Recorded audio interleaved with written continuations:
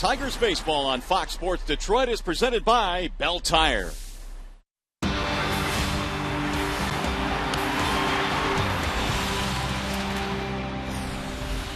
Well, they say there ain't no party like a walk-off party. Last night, Johnny Peralta's two-run homer in the bottom of the ninth inning touched off a celebration at home plate.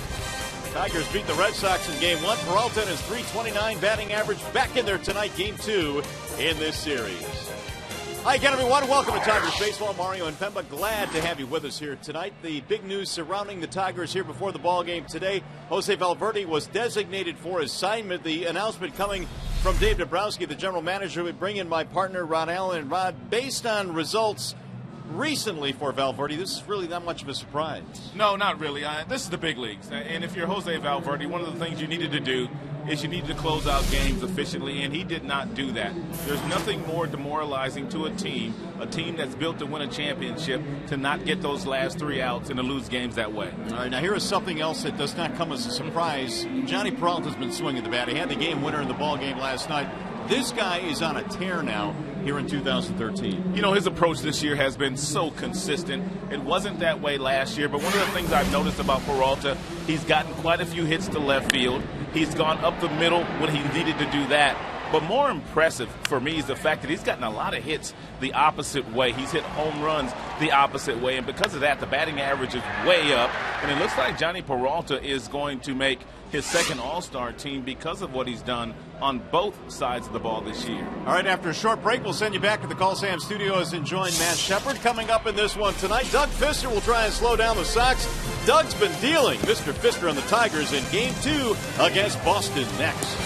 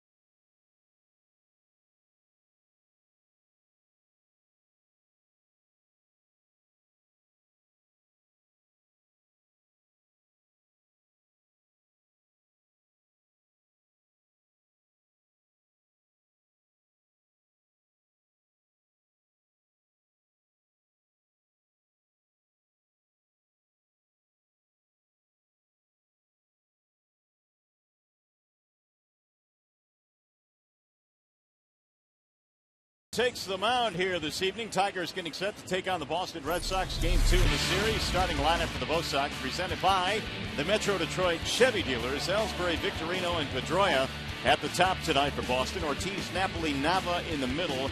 Saltalamacchia will catch, followed by Steven Drew, and then Jose Iglesias playing third base in this one tonight. Doug Fister presented by Family Heating, Cooling, and Electrical. And Doug Fister would have a whole lot more wins this year had he gotten a little bit more run support. He did get run support his last time out and won that ball game 7 2/3 innings against the Minnesota Twins. He was outstanding in that outing. And so Fister in search of win number 7. It would be his second in a row, and he will face Jacoby Ellsbury to start things off here for the Red Sox. Ellsbury, Victorino, and then Pedroia in the first inning for Boston. Doug Fister is set to go to work, and here we go. The first pitch of tonight's ball game is a strike call. Ellsbury batting .281. He's hit 1 home run this year, 23 RBIs. His game has been getting on base and stealing bases. Ellsbury also has 7 triples already this season. He'll slap that one foul, and the count is 0-2. Jacoby last year played in just 74 games, had a separated shoulder, so his numbers were down. But boy, 2 years ago, he had a monster season, 32 homers. Almost won an MVP. He finished second to Justin Verlander that year for that award. Fister ready with the 0-2. And it's right back to the mound. Doug will make the play, and Ellsbury is out, 1 gone. That's one thing about Doug Fister. He fields his position very, very well, especially for a guy that's as tall as he is. Beaumont Health System will sponsor the rest of the Tigers' starting defense this evening. 15th start in center field this season for Avisail Garcia. Eric Garcia, who was called up. Matt Tuiasosopo placed on the disabled list. And so the Tigers had quite a few things to announce before the game today, including the Valverde situation, in which they designated him for assignments. Shane Victorino is the batter. .277 for Victorino. He has a couple of home runs this year. Here's the 1-0. Bends out of the way of a ball high. 2 balls and no strikes. Victorino signed a 3-year deal in the offseason after spending 8 seasons over in the National League with the Phillies. That'll back him out of there. 3 balls, no strikes. Fister has not walked many this year. In fact, his strikeout to walk ratio this season is just about 5.5 to 1. And there's the strike, 3-1. And Fister has a good fastball, a 2-seamer, and also a cutter. Real nice curveball and a changeup. Does not throw a slider, although that cut fastball a lot of times acts like a slider. That is pulled down the right field line. If it stays fair, it's gone, and it is. It's a home run for Shane Victorino right down the right field line, and the Red Sox have an early 1-0 lead. It looked like Victorino got one of those cut fastballs down in his happy zone and from Doug Fister and didn't miss it.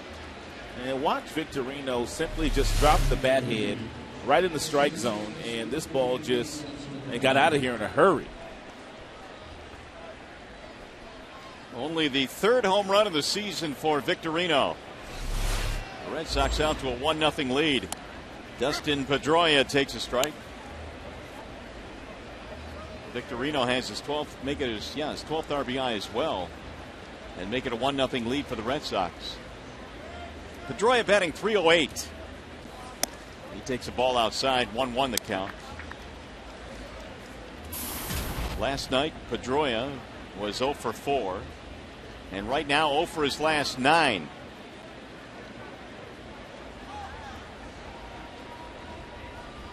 Here's the 1-1 pitch. Ground ball, base hit right field. He found a seam to the right side of the infield. A few days ago, while their team was still at home, John Farrell, their manager, gave Pedroia the evening off. He had played 70 straight games, and Dustin admitted to me yesterday that he was a little gassed, and he appreciated it when John gave him that day off. First season as the skipper of the Boston Red Sox. He was actually under contract with the Blue Jays, and the Blue Jays made a deal with the Red Sox to get John Farrell over to Boston. Here is David Ortiz. The DH homered in last night's ball game. Ortiz finishing 2 out of 4, a couple of RBIs. Ball 1 inside.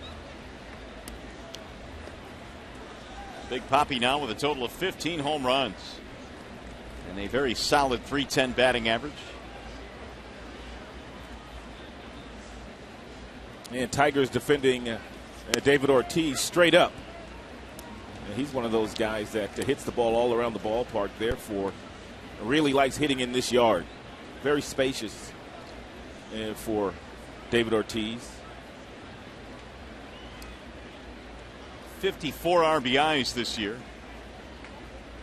Here's the 1-1. Bouncing ball first base. Prince goes to second one. Relay, plenty of time. Fister covers. That's a double play. 3-6-1, inning over.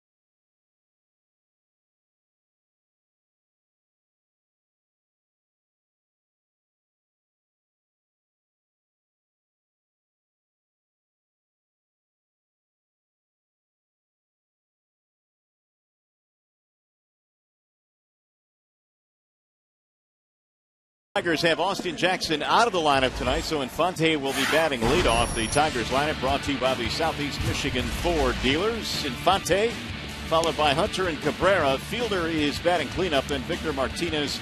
Johnny Peralta checks in at 329. You've got Garcia, Dirks, and Pena as your bottom three, and they will face the left-handed offerings of John Lester. John Lester got off to a great start this year. He won his first 6 games, but he's lost his last 4, and his earned run average is north of 7. They say he's not commanding that cut fastball inside to right-handers, and the breaking balls and changeups have not been good pitches for John Lester lately.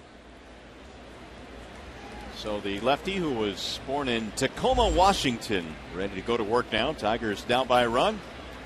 Infante leading it off. And the first pitch outside, 1-0. Yeah, they want him to get back to challenging the hitters with four-seam fastballs and not so many cutters. So we'll see quite a few four-seam heaters today from John Lester. Omar hits this one in the air to right field, hit pretty well, but Victorino will run it down, 1 gone. Tim Hortons will sponsor the starting defense for the Boston Red Sox here this evening. At shortstop, they have Stephen Drew. He has a .996 fielding percentage this season, which is best among American League shortstops. He and Pedroia outstanding up the middle for this Boston Red Sox squad. Drew did not play last night. He gets the call tonight. They move Iglesias to third base. Iglesias is their shortstop of the future. And Stephen Drew only signed a 1-year contract. Torrey stands in and looks at ball 1. 2-run single in last night's ball game. Tigers were trailing 2-0, and then Hunter was able to tie it up. Here's the 1-0. Foul straight back, 1-1. He has been planted in the 2 spot in the Tigers lineup all season long. Torrey got his 300th career home run on the last road trip in Minneapolis.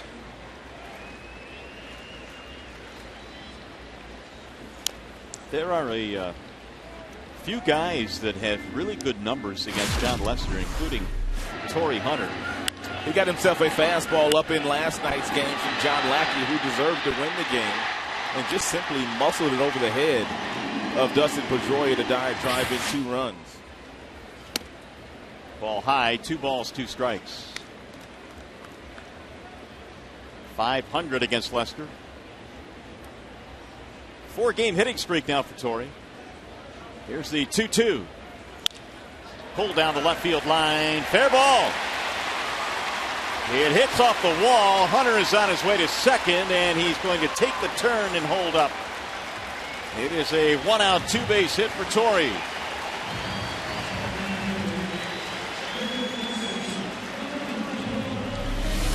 And John Lester tried to get that 2-2 cutter inside on Torrey Hunter at 91 miles an hour. And Torrey hasn't gotten a lot of hits to left field this year.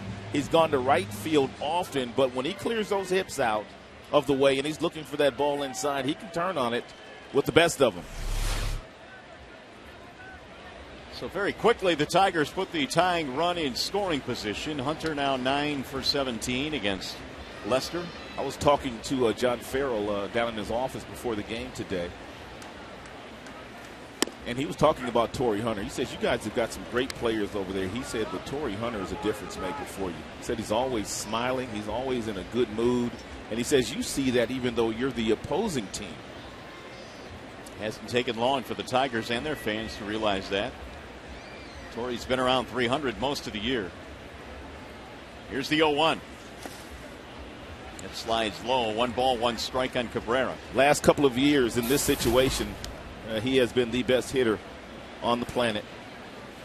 He drives in runs in bunches.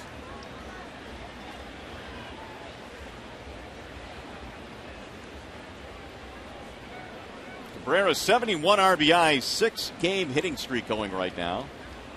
Base hit ties this one up. Here's the 1-1. Bouncing ball left side. It's a base hit into left field.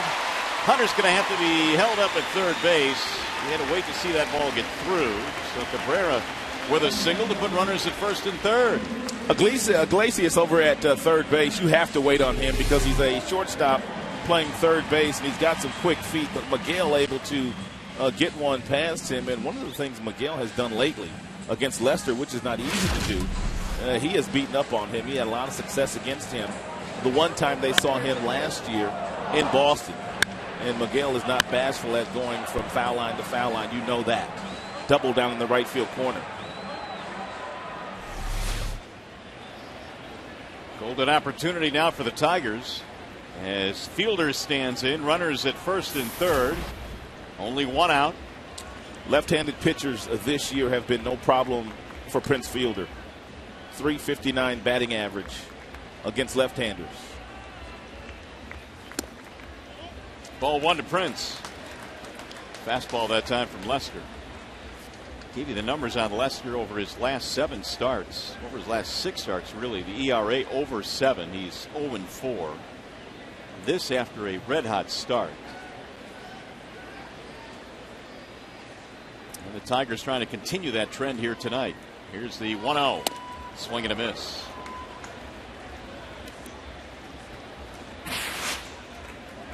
Really has been a tale of the first couple of months, a tale of 2 starts, I suppose. 6-0 to start the year, 0-4 in his last 6. I guess that qualifies as losing your luster. Here's the 1-1. Right back to the shortstop. Here's a 6-4-3 double play. Lester needed that, and the threat is over.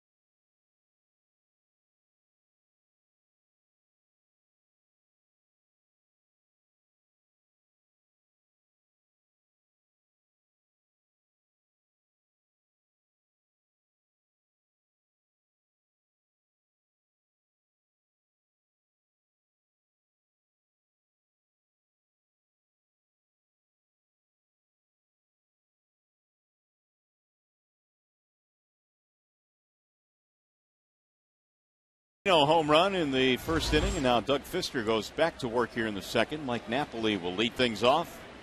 It'll be Napoli, Nava, and then Saltalamacchia facing the Tigers right-hander. Each side bouncing into a double play so far in this game. Big swing there by Napoli, and he can take some big rips. 0-1 on the Boston first baseman. 9 homers this year for Napoli. He's hit a few in his career. Now the 0-1. 1 ball, 1 strike.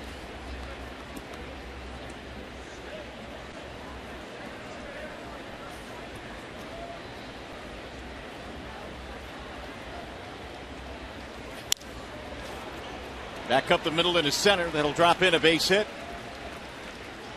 Leadoff man aboard for the Red Sox here in the second, and Boston now has its 3rd hit of the game. It'll bring up Daniel Nava, who did not play last night. He is in there tonight. He's having himself a pretty good year. That he is. 10 home runs. He's knocked in 45. And Nava batting a solid .281 as well.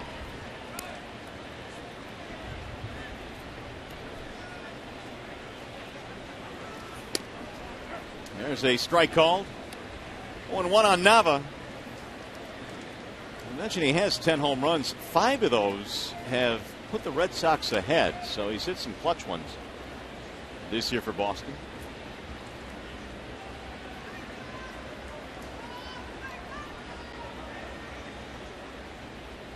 Here's Fister's 0-1. 1 ball and 1 strike. Doug Fister has been a ground ball machine all season long. Therefore, anytime there's a runner on first base, it's very easy for him to throw double plays because of the outstanding movement that he has at the bottom of the zone on his fastball, whether it be the cutter or the two-seam fastball. That missed inside, 2-1.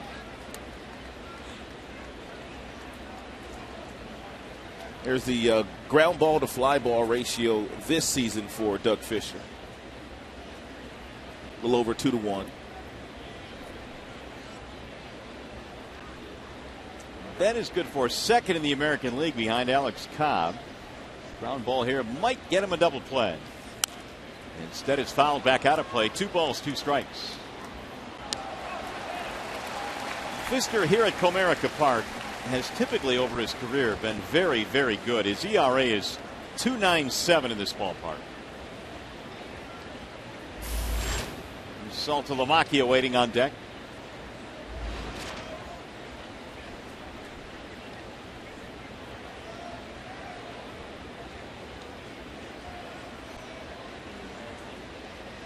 And the 2-2. Down the left field line, but foul. It sounded like he broke his twig, so he'll go back to the bench and get a new bat. And Tigers infielders have a little extra pep in their step when Fister's on the mound.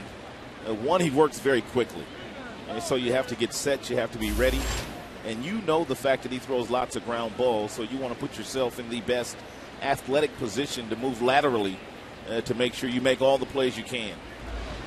Defenders love playing behind Doug Fister.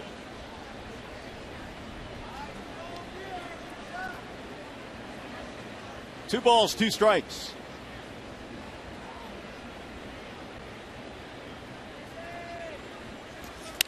Bouncing ball right side of the infield. He'll have only 1 play, and that's the first to get the out. Infante to fielder, move Napoli up. First out of the inning, that'll bring up Saltalamacchia, who gets the start here tonight behind the dish.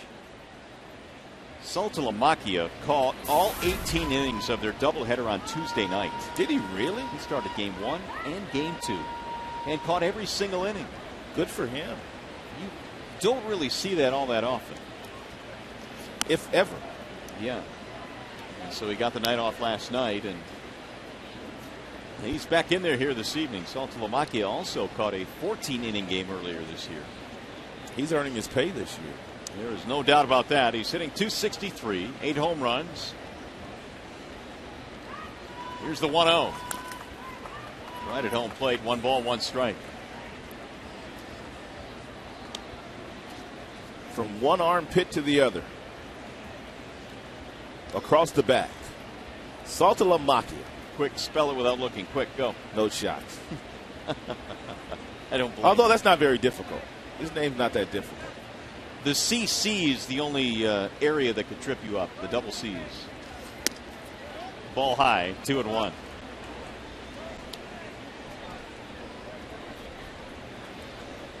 Runner at second.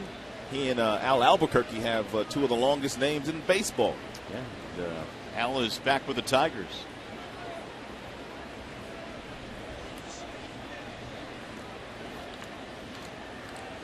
Fourteen-letter last name. Saltalamacchia. It's a terrific view from the scoreboard in left field. I'll give you an overview of the ballpark here tonight. There it is. There's our camera.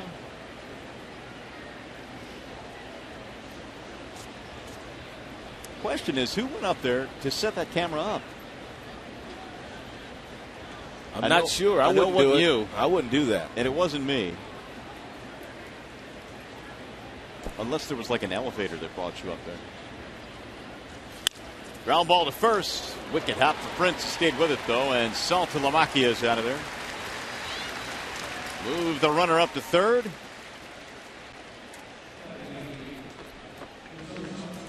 By the way, you can join us again Sunday when the Tigers wrap up this series with the Red Sox. Coverage begins at noon with Tigers Live. The Tigers-Red Sox wrap it up Sunday right here on Fox Sports Detroit. And Justin Verlander toes the slab on that day. You know, he's chopping at the bit to get back out there after his last outing where he was not himself. He had 4 walks and gave up quite a few runs in his last outing. Felix Dubronx will be his opponent that day as you look at the season numbers on Verlander.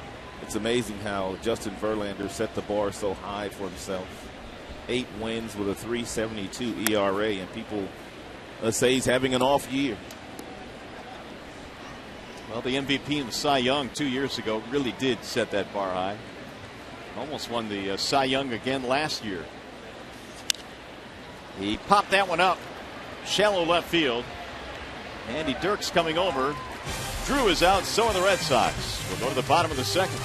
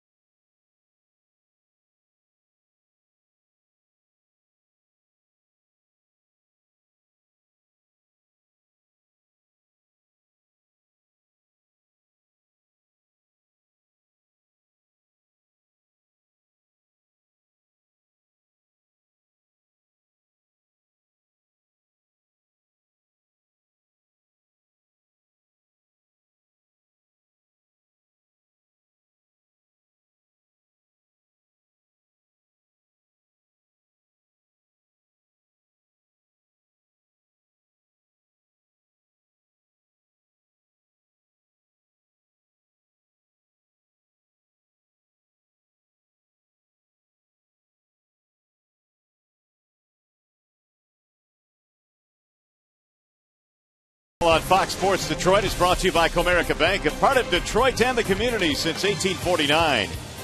Dodge. The Dodge event is going on now. Come see what's new and get a great deal on a new Dodge vehicle. And by Maxwell House Large Can Coffee, good to the last drop. It is a warm evening here in downtown Detroit. Beautiful night for baseball. The Tigers Red Sox get together in game 2 in this 4-game set. Early 1-0 deficit for the Detroiters. John Lester back of the hill. Victor Martinez will lead things off and look at ball 1. Yeah, V-Mart, pretty good numbers against his former pitcher and teammate John Lester. 5 for 8 in his career against John. He was 0 for 3 in last night's ball game. 1 ball, 1 strike. Of the 5, 1 of them is a home run. Victor this year has hit 5 homers. Knocked in 33. And Lester backs him out of there. Inside, 2-1. Shane Victorino with a home run in the first inning. That remains the game's only run so far. Tigers had something going. They had runners at first and third. But Lester got a double play ball. The 2-1 pitch. Bouncing ball to third, deep behind the bag. Iglesias, off balance throw, and he couldn't scoop it at first. Napoli tried to backhand it, couldn't do it. That's a good play by their third baseman, Iglesias. What he did here is he backed up on the ball because he knew he had plenty of time to throw the ball across the diamond and get Victor out. But could get no help from Napoli. Napoli is not a first baseman by trade. He is a catcher. Therefore, couldn't bail out the young infielder. So another hit for the Tigers. Leadoff man is on. And that'll bring up Johnny Peralta. Last night's hero, the walk-off home run.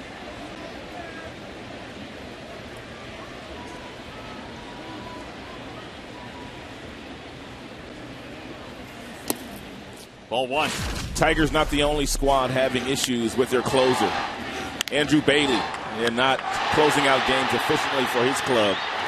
No confidence in his fastball, hung a slider to Johnny Peralta. He sent everybody home happy. Meanwhile, Bailey, for the time being, has been taken out of the closer spot. Koji Uehara would probably get that call tonight if they're in a position. And Dave Dombrowski today, when he was addressing the media regarding the Valverde move, he talked about just how difficult it is to get those last 3 outs of a game. And there are quite a few guys in baseball right now struggling. There are quite a few teams that really don't have a designated closer. Or as Dave put it, those lockdown options in the 9th inning. There just aren't many of them right now. Here's the 2-0. Right back up the middle, and that's a base hit. Back-to-back singles for the Tigers.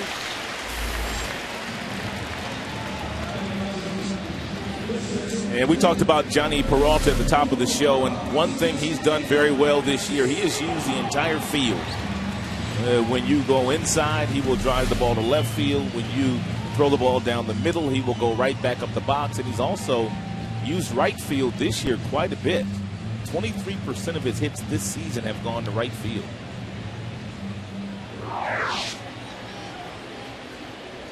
Four Tigers hits in this game. And Garcia does have the ability to bunt, but Iglesias down at third base, not thinking bunt here with runners on first and second, nobody out.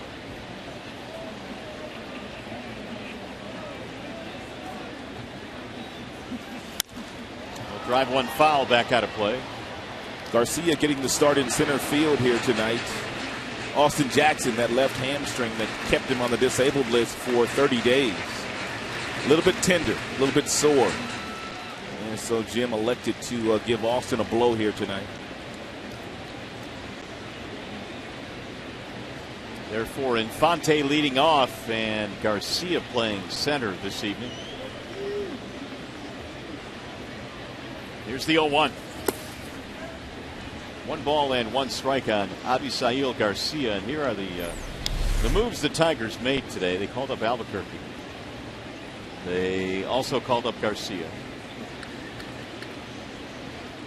Albuquerque, they say, has been pitching much better in Toledo, or had been prior to the call-up. Yeah, he was struggling with his command when he was up here to start the season. We tried to hold up. Garcia went around.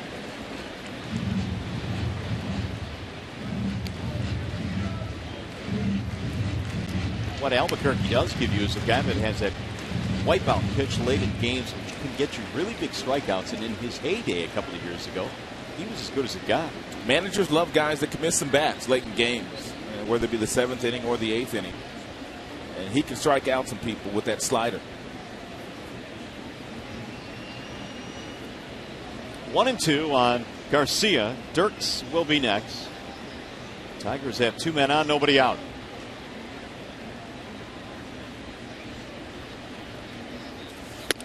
Ball high. 2-2 the count.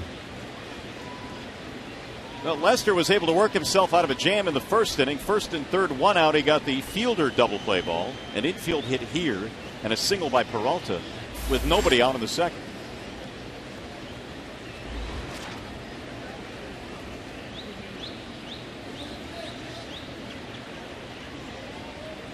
Garcia had hit safely in 8 of his last 9 before being sent down.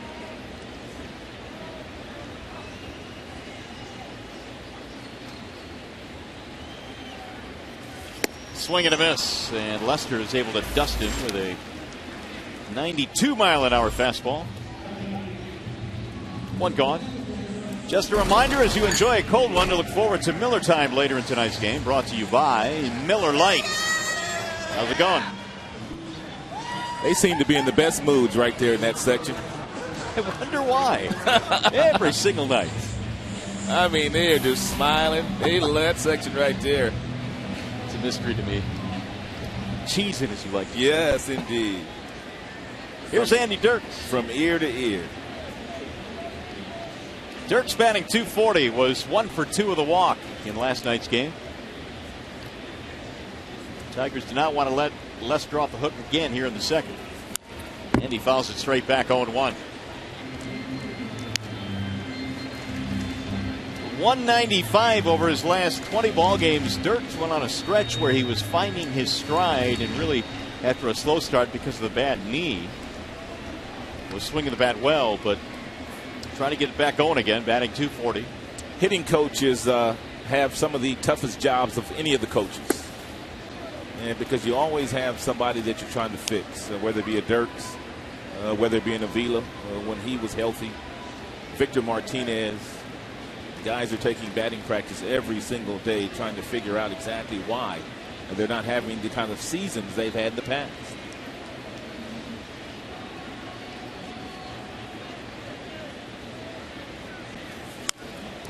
Look out. Went right by Pena in the on-deck circle.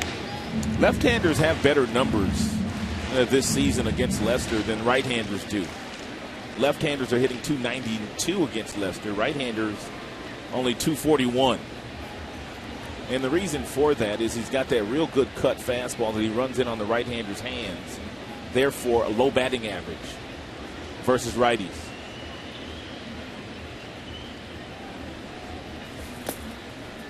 Down low, 2 balls, 2 strikes. You know, when you talk about the cut fastball, everybody talks about Mariano Rivera perfecting that pitch and having the best cut fastball, but many times they would have right-handers go up there and face Rivera because of that cut fastball.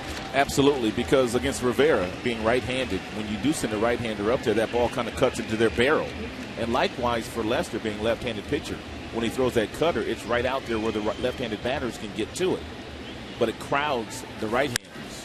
High fly ball. Right center field, Victorino and the center fielder Ellsbury, and it's Ellsbury with the catch.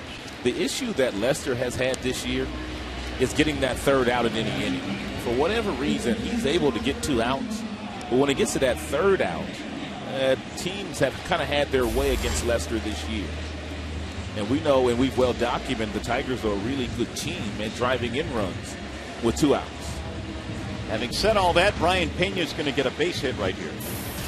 He is 4 for 11 against Lester. 1 for 3 in the ball game last night, batting a solid .283. Trying to get the Tigers on the board here. They've out hit the Red Sox early on, 4-3.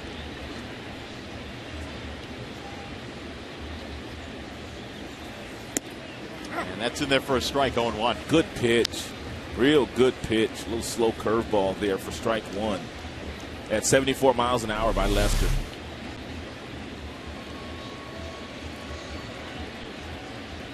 Was it Andy indeed? Lester last year had an ERA that was elevated. That's inside. 4.82, which was the highest of his career. Hear those 2-out runs you were talking about. 138 of them. 40% of the team's total runs have been scored after 2 are out.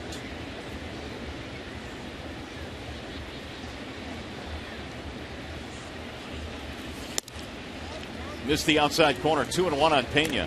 They just had a bad year all the way around last year. From A to Z. It was a bad year for the Boston Red Sox.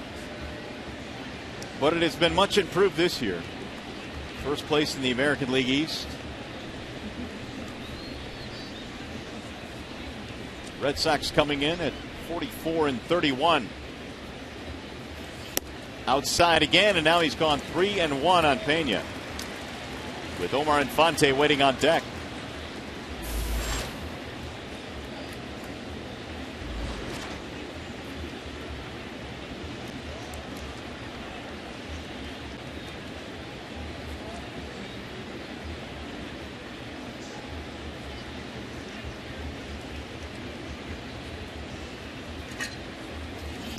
One pitch is a strike, make it 3-2, which means the runners will be on the move here. They'll get a head start.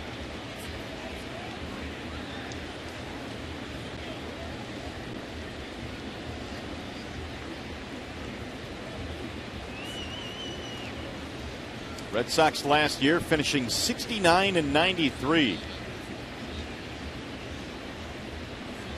There's the 3-2 pitch. Fouled away. Pena stays alive. Martinez started the inning with an infield hit. Peralta then singled, but Lester has come back with a strikeout and a flyout.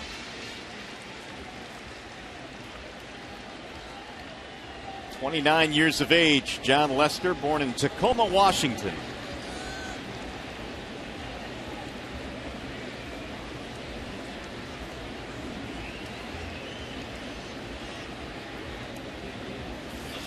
Ground ball, base hit right field. Here comes Martinez rounding third. Throw coming to the plate. He's safe. It'll get by Saltalamacchia, but he'll run it down. And the Tigers have tied it up. RBI single for Pena, his 13th RBI. It has gotten to the point now with John Lester with 2 outs that he's thinking way too much.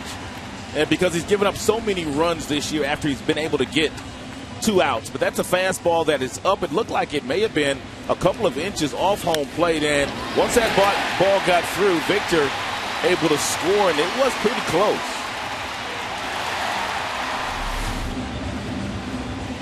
Five Tigers hits. Pena has his 13th RBI, and we have a meeting on the mound now after the 2-out single. So the Tigers come through this time with 2 outs. Nieves, the pitching coach, out to have a chat with Lester. And another 2-out run. 40% of the Tigers team runs this year coming with 2 away. And they may not be done yet. Here's Infante.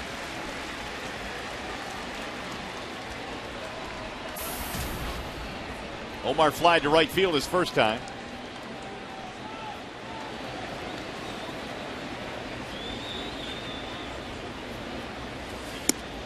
Lester stays away but cannot hit the corner. 1-0. Lester in his career has put up big numbers. In fact, he came in 91-52 overall. It's a .636 winning percentage. He's been one of the best left-handers in the game since he's come to the big leagues. It's just that his numbers recently, as we've told you, have been trending downward.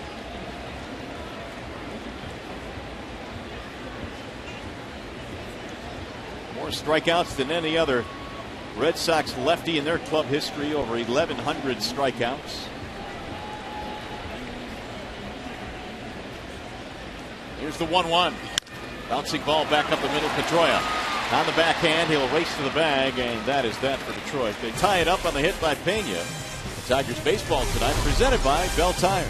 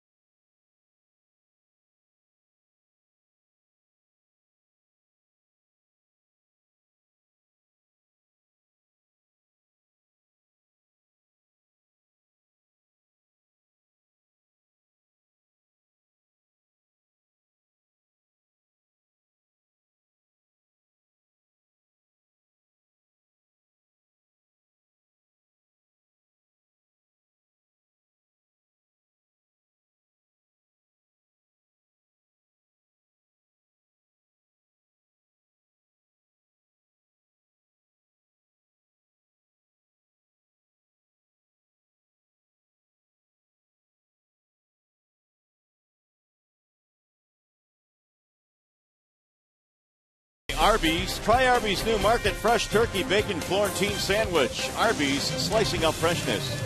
And by Bell Tire, get the lowest tire price, period. Bell Tire. Back here in the Motor City where the Tigers have tied this one up against John Lester and the Red Sox. 1 run on 5 hits for Detroit. Red Sox a run on 3 hits.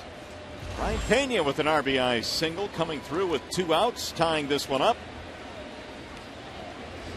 It'll be Jose Iglesias to lead it off, and then Jacoby Ellsbury and Shane Victorino.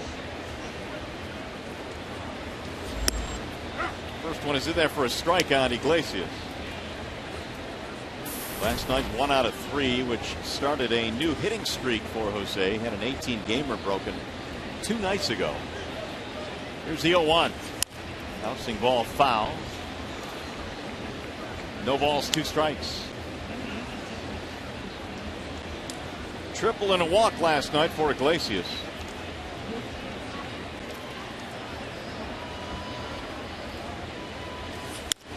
Little chopper hit back up the middle. Infante coming on to make the play. 1 out. Back to the studio we go for a game break. Justin White.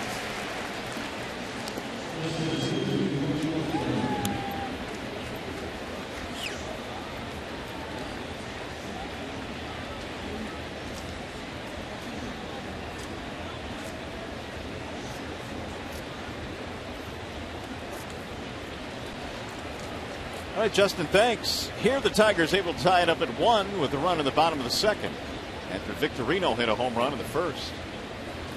Jacoby Ellsbury looks at a strike. I thought John Keating was the hardest working man in show business, but Justin White might take that honor away from John. He was here at the ballpark. Now he's at the Call Sam studio. J-Dub, hard worker. Here's the 0-1. Pulled into right field. That's a base hit for Ellsbury. He's 1 for 2 tonight. Here's what it looks like in the Central Division. Heading into play in this one tonight, the Tigers had a 4-game lead on Cleveland. A couple of other teams hanging around. That would be Kansas City, Minnesota, and Chicago now 29-41. 10.5 back. And it was the White Sox that lost the lead late to the Tigers last year down the stretch. Otherwise, they would have won the Central. Ball 1 outside to Shane Victorino. This should be interesting. Ellsbury over at first base has 31 steals this year, and he's only been caught 3 times. But very few players attempt to run when Doug Fister's on the mound. We'll see about Mr. Ellsbury. 1-1.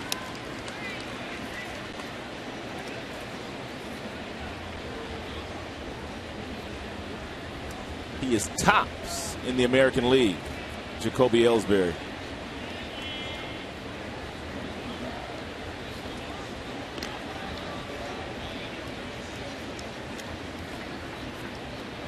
Fister surrendered the homer in the first. He gave up a single but no damage in the second, and now here in the third, a single by Ellsbury.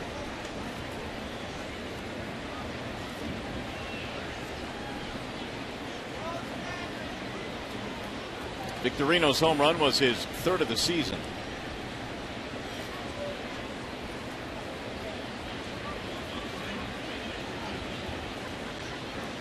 Now Doug again steps off.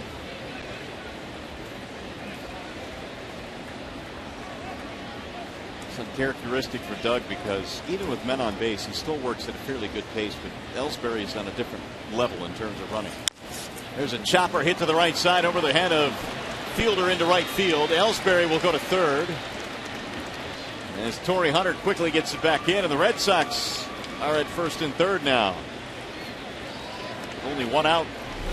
And nothing Prince could do here. This ball right off the dirt, right over the head of Prince fielder. Torrey Hunter gets over to the ball in a hurry, and because Ellsbury is going to get to third base, but he helps out Doug Fister by keeping Victorino at first base. Therefore, the double play is still in order, and we told you last night that Pedroia has already grounded into 10 double plays this year. Single back in the first for Pedroia.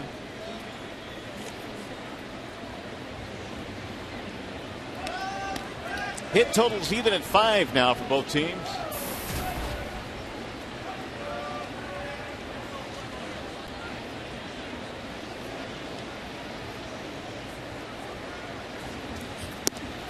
Bender drops in for a strike. I watched this young man, Pedroia, play about 25 to 30 college games when he was playing collegiately at Arizona State, and did not think that he would carve out this kind of big league career for himself. And on many days when I was watching him in college, he was the best player on the field. He stands 5'8", 165. That's what he's listed at. And I think that's the main reason why a lot of people did not think, because of the size, that he would play like he's 6'5". Rookie of the Year, MVP, he's won a Gold Glove, he's won a championship. Chopper hit left side. Cabrera barehanding throws. And they get Pedroia, and the run will score. That's a real nice play by the Tigers' third baseman. You have to come in, and then you have to grab this ball with the palm of your hand, and then you have to get it to your fingertips and to flip it across the diamond and then throw accurately. A nice job by Miggy. So the Red Sox come right back and retake the lead, 2-1 ball game, but Cabrera keeps Pedroia off the bases with a very nice play, and David Ortiz with first base open will not get to play. They'll walk him intentionally. And will take their chances with Mike Napoli.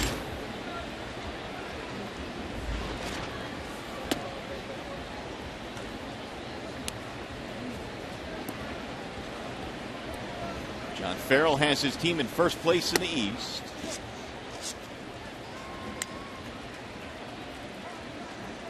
And Farrell has watched his team roll up 44 victories already, but I tell you what, that Baltimore team is awfully good.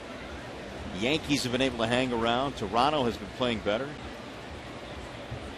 Pretty stout division. Here's Mike Napoli. He singled in the second.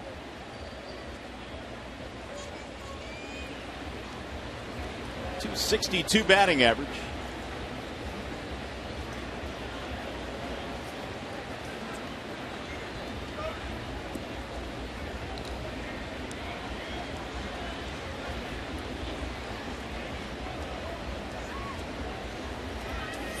Swing and a miss, 0-1. I noticed some of these Red Sox have beards in this series, and Mike Napoli was actually the first one to get this thing going. He and Johnny Gomes in spring training started growing beards, and so a few of the other Red Sox started to catch on, guys like Dustin Pedroia. Johnny Gomes right there. 1 ball, 1 strike, and it's kind of become a look for their team. It's got to be hot with all that stuff on your face. It does. There's Victorino.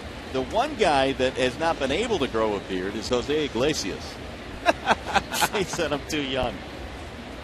Maybe someday. But he still has a smooth chin. Big Papi's always had a beard, but it's been very well cropped. Here's the 1-1.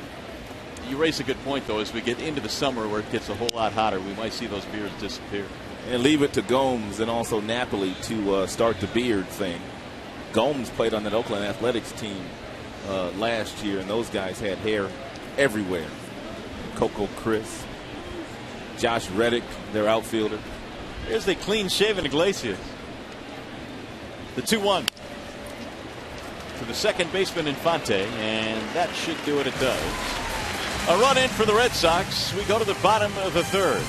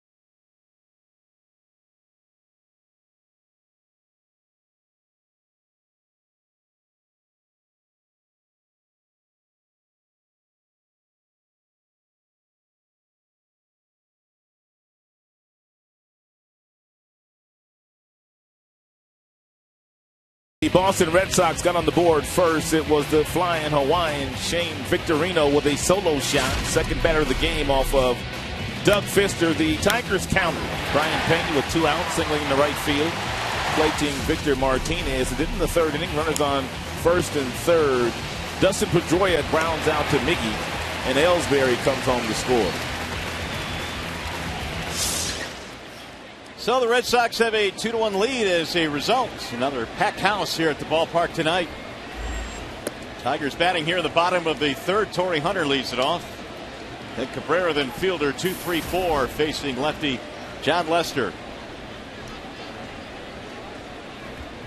Torrey had a double in the first but did not score. Ball outside, 2-0 the count.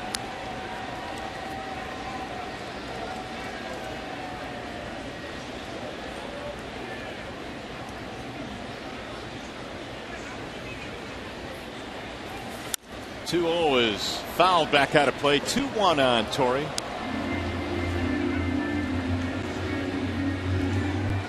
John Lester was an all-star in 2010 and 2011. The 2-1 pitch showing bunt. 3-1.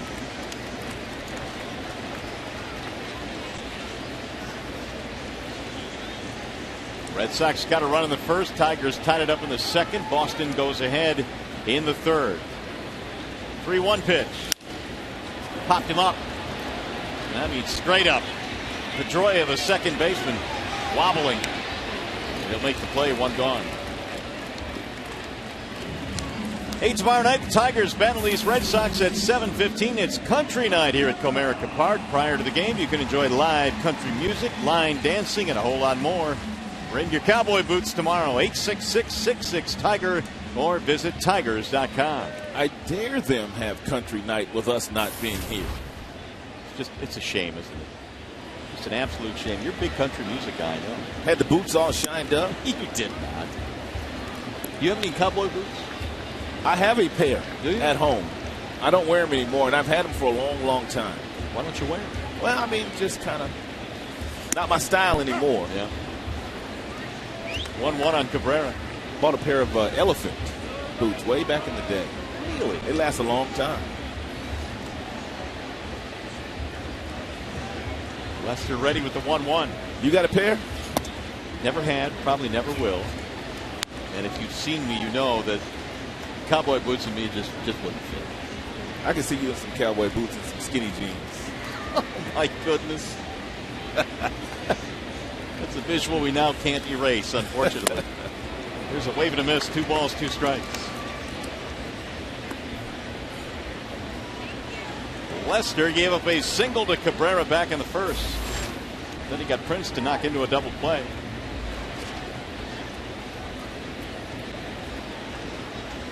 Two and 2 on Miguel. Get back toward the seats, out of play.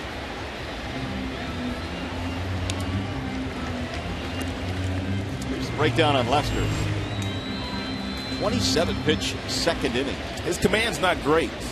Of the 50 pitches that he has thrown, 22 of them have missed the strike zone.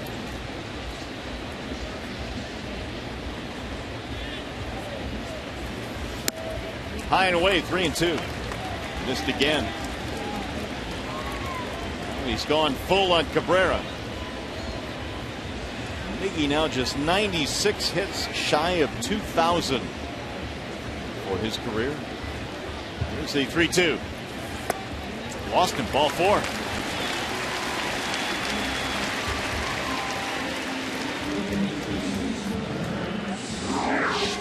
Everything is up for Prince Fielder against Southpaws this year. From 2005, 2012, 262 batting average for the Prince against left-handers. 355 coming into this game. Vote Prince. Vote other Tigers while you're at it. Fielder looks at a ball outside. Prince told me yesterday that he learned very early on, because he was batting behind Braun in Milwaukee.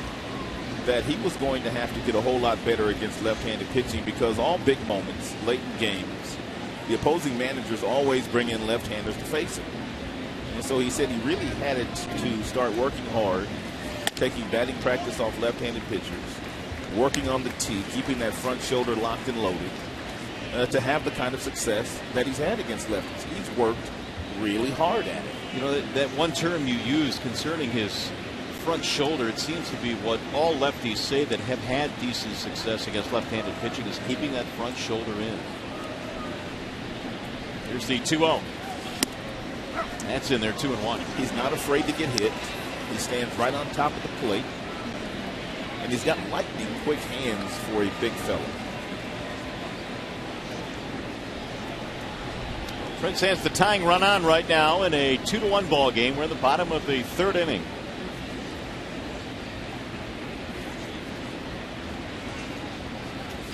And he sends a ground ball back up the middle. Pedroia flips to Drew 1, and there is 2. That's the second double play that Prince has grounded into tonight. 4-6-3 on that one.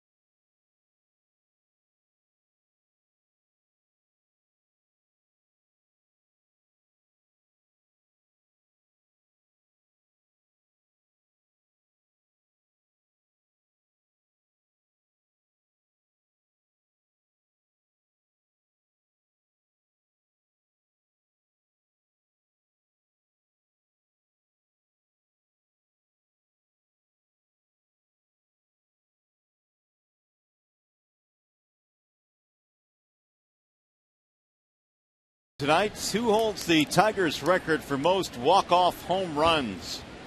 Johnny hit one last night. We want the Tigers record for most walk-off homers. Answer coming up in a little bit. In the meantime, the fourth inning is on tap here. The Tigers down by a run. Fisker back to work, and he fires one down low to the left-handed batting Daniel Nava.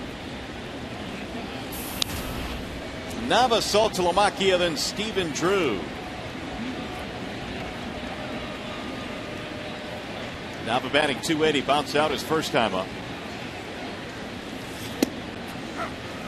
Nava, a really good story. He did not make his college team as a walk-on, so played at community college and was not drafted after he was done there. He was signed as a free agent. Kind of worked his way up the minor league chain. He's having a dynamite year so far this year. There's a strike call. 1-2. Nava, as a matter of fact, in his first big league at bat, first pitch he saw a couple of years ago, hit a grand slam. Talk about making a grand entrance into the big leagues. Pretty special. Flared in the air toward left center. And it's caught by Dirks. One away. Well, Doug Fisker talks about the two-seam grip that he has on his pitches. The biggest thing with my sinker is the fact that I don't have a seam. You know, most times guys will throw right off a seam for their four-seamer or off the two seams for a two-seamer. But for me to get any movement, I have to keep my fingers off of seams and throw it just like my regular fastball. So even though he gets the movement on what they call a two-seam pitch, he doesn't use them. He does not at all. And that's a great pitch for him. He gets a lot of life on his two-seamer and his cut fastball. That drops in for a strike. 1-1. And because of that, he gets a lot of ground balls. And take a look at all the ground balls he gets. Nearly 70% of the balls put in play against Pfister are on the ground. 1-2 on Jared Saltalamacchia. He grounded out and was back in the second right at Prince Fielder. Former Atlanta Brave, former Texas Ranger as well. Fouled out of play. 1-2. Saltalamacchia is a free agent after this season, and he has expressed interest in staying in Boston. Obviously, they don't have anything worked out yet for him. But Boston, they have a lot of young catchers on their 40-man roster already. There's a base hit to right field. So if he's looking to maximize the dollars, and which he should, he might have to go elsewhere. Yeah, it's starting to look like that. Last year, hit 25 homers. A pretty good year this year. Here's Stephen Drew. 214 this year. A little bit of pop in his bat. There always has been since he came to the big leagues. A former #1 pick of the Arizona Diamondbacks. Last year he joined the Athletics for the stretch run and was their shortstop. Had an injury problem at the beginning of the year last year. Likewise this year suffered a concussion in spring training. Couldn't get more than a one-year deal out of the Boston Red Sox. Off the plate, 1-1. And because the guy trailing him in the batting order tonight, Iglesias, is their shortstop of the future. I was talking to John Farrell today, Dustin Pedroia yesterday about Iglesias. And both gentlemen just raving about the hands that he has at the shortstop position. They say he is fun to watch play defense, and you don't hear that very often. Well, we know he can pick it. Can he sing? He's got the name. He sure does. 2-1. Runner goes, and it's fouled away. It's the only chance you have if you're John Farrell. And try to get yourself into a count where you know the hitter is going to get a fastball, and you put your runner in motion. And Stephen Drew just was not able to put the ball in fair territory.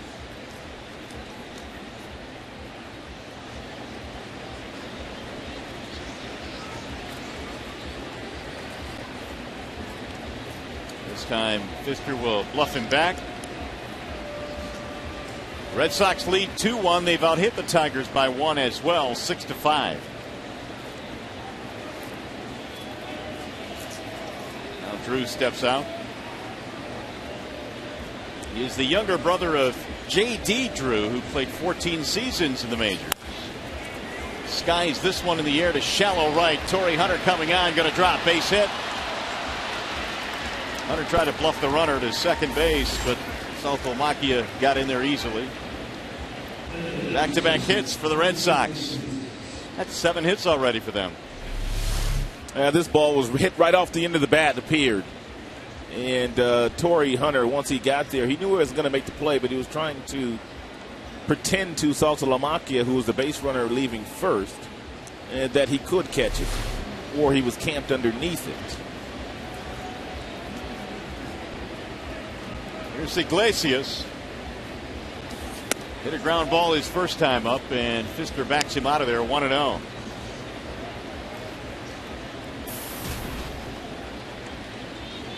Jose defected from Cuba back in 2008. Fine infield prospect defensively that has apparently blossomed this year, batting .418. Blossomed with the bat. Here's the 1-0. The runners go, and a bouncing ball to short. Johnny will surround it and have no play. Couldn't get it out of the glove. Everybody is safe.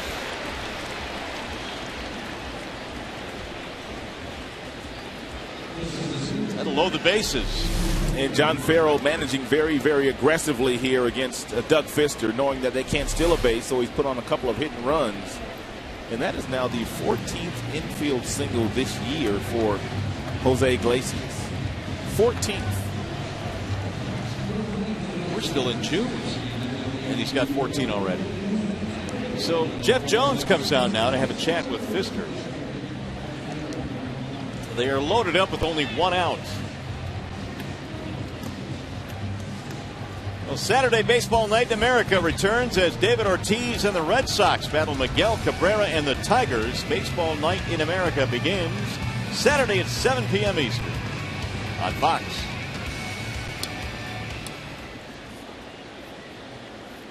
Well, let's see if Fister now can work himself out of this rather sizable jam. They're loaded up with one out, and Jacoby Ellsbury stepping in.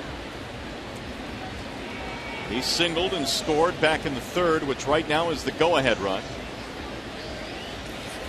And it's ripped fair down the first base line. This might get 3 runs in. It bounces off the wall. They're going to get 2, and it's a double. They stop Iglesias at third, and the Red Sox now lead 4-1.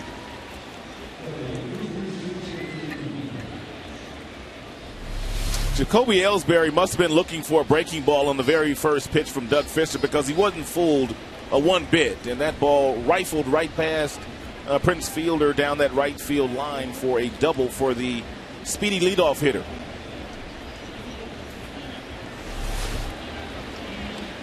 Well, the Red Sox have their hitting shoes on tonight. That is 9 hits, and we're only in the 4th. That's it for a strike on Shane Victorino. 4-1, Red Sox have the lead. Victorino with a homer and a single. His home run put the Red Sox on the board first in the first inning. That's low and in. 1 ball, 1 strike. Don't normally see this because Fister goes deep in games, but Darren Downs warming up in the Detroit bullpen.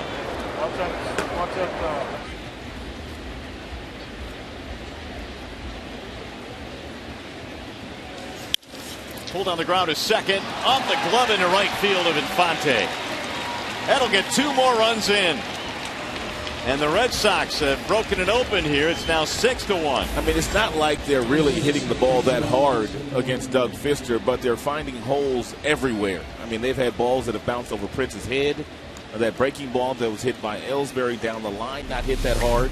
This last play right here, just a couple of steps to the right of Infante, not hit very sharp. So he's getting ground balls, but defenders just not able to make the plays behind him. And because of that, it's an even 10 hits. 6-1 Red Sox as Pedroia stands in. A couple of RBIs for Victorino. He's got 3 on the night. A gut-wrenching loss last night for Boston, but they came out ready to play here today.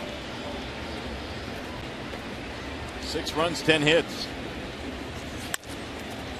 He'll get back out of play. 0-2 on Dustin Pedroia.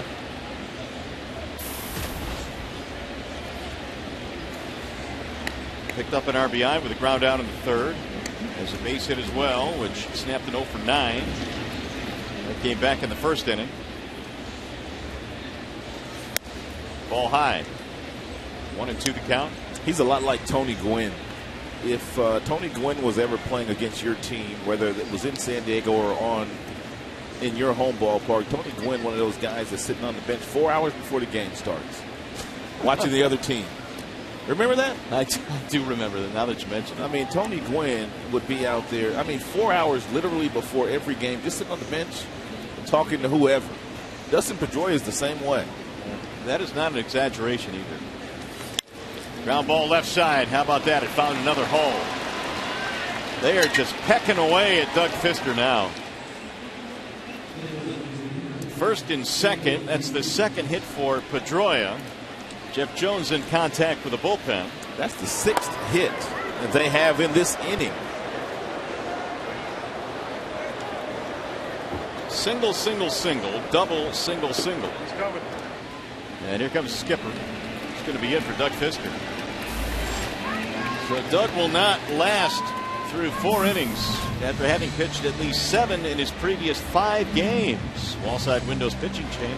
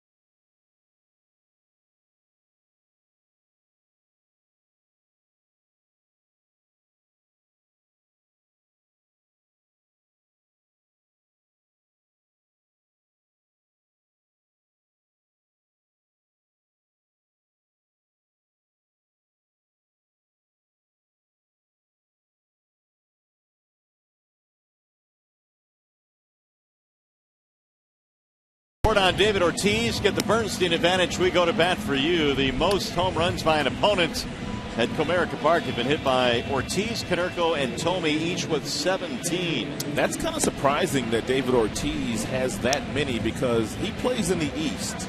The other guys that were on that graphic, all guys that played in the American League Central, so they saw the Tigers quite a bit and visited Comerica Park quite often, but not David Ortiz. Well, he will face a left-hander, Darren Downs, who comes in out of the Tigers bullpen. Downs has done good work this year, and pitching in his 22nd game, 4.33 ERA. Doesn't walk many, only 8 walks for Downs so far. And Ortiz will be the 8th man to bat in the inning. Big Papi walked intentionally in his last at bat. He's also hit into a double play. Downs could use one of those right here, and he might get it. There's the 4, there's the 6, and there's the 3. Double play. Inning over. Big inning, though, for the Red Sox.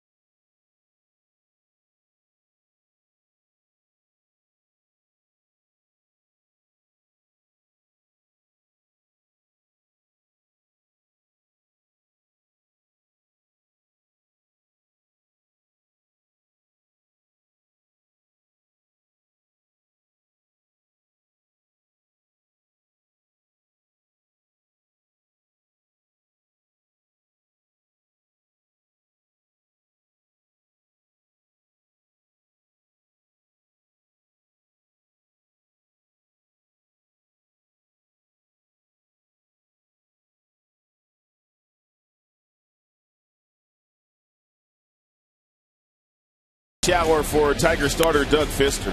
He gave up 6 hits to the Boston Red Sox in the 4th. They scored 4 runs. Not many of the balls were hit hard. Doug is a ground ball artist. He threw lots of ground balls, but today those ground balls just kind of found some holes. So if you're Doug Fister, not really one of those outings where you want to go back inside and digest and pour over a lot of video. It just wasn't your day. One of those days indeed, and now the Tigers have a little bit to make up here. 6-1 is our score. 6 runs, 11 hits for Boston. 1 run, 5 hits for Detroit. Victor Martinez stands in. John Lester back to work. And he delivers high. Lester is 4 for 14 in first pitch strikes. And yet he leads 6-1.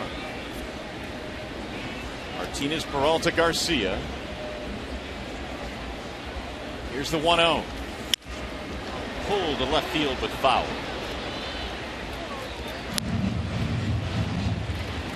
1 ball, 1 strike on Victor. Infield single in the second. He came around to score on the 2-out hit by Brian Pena.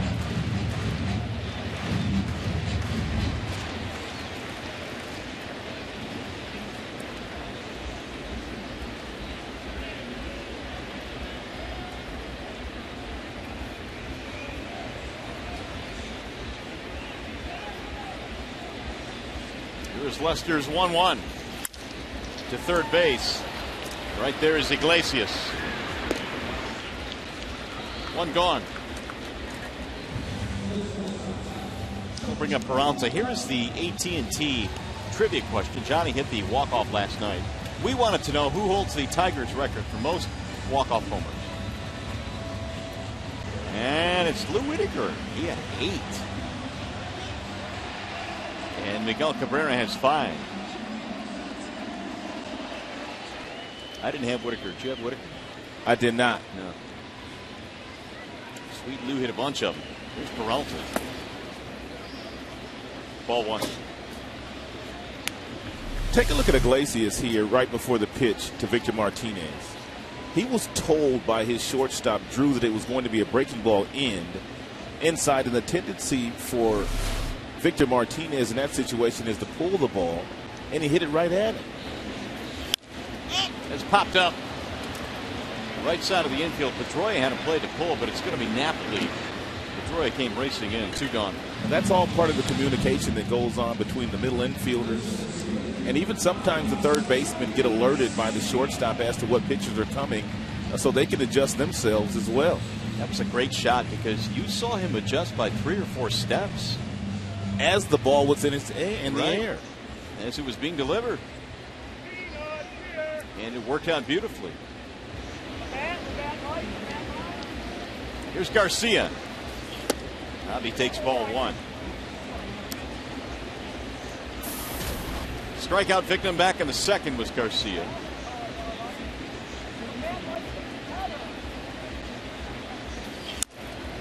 Off the end of the bat, 1 ball, 1 strike.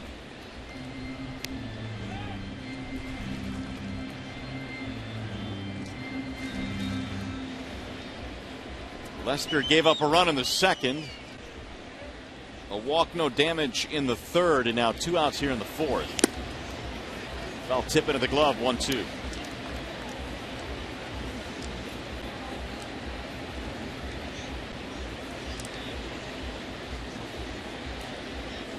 Garcia was batting .449 at AAA. 49 at bats. He spent some time at the big league level here. Had an 8-game hitting streak before he was sent down the first time and came back, sent back down. Now he's back up again. That's when it really comes in handy when the AAA team is just down the road in Toledo like it is for Detroit. Rolled foul. 1-2 on Avisail Garcia.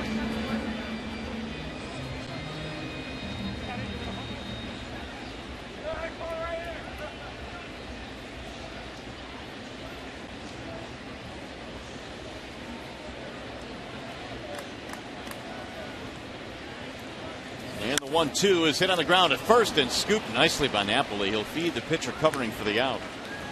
And it's a 1-2-3 inning for Lester. A beautiful night for baseball here, high above Comerica Park.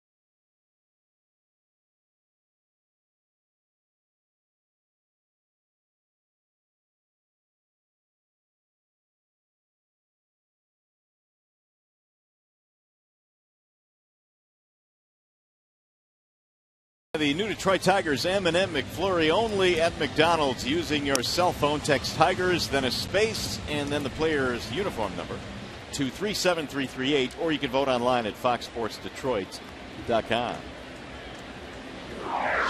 Well, Darren Downs goes back to the hill. As we head to the fifth inning, 6-1 in favor of the Red Sox. They have 11 hits in this game. The Tigers have 5.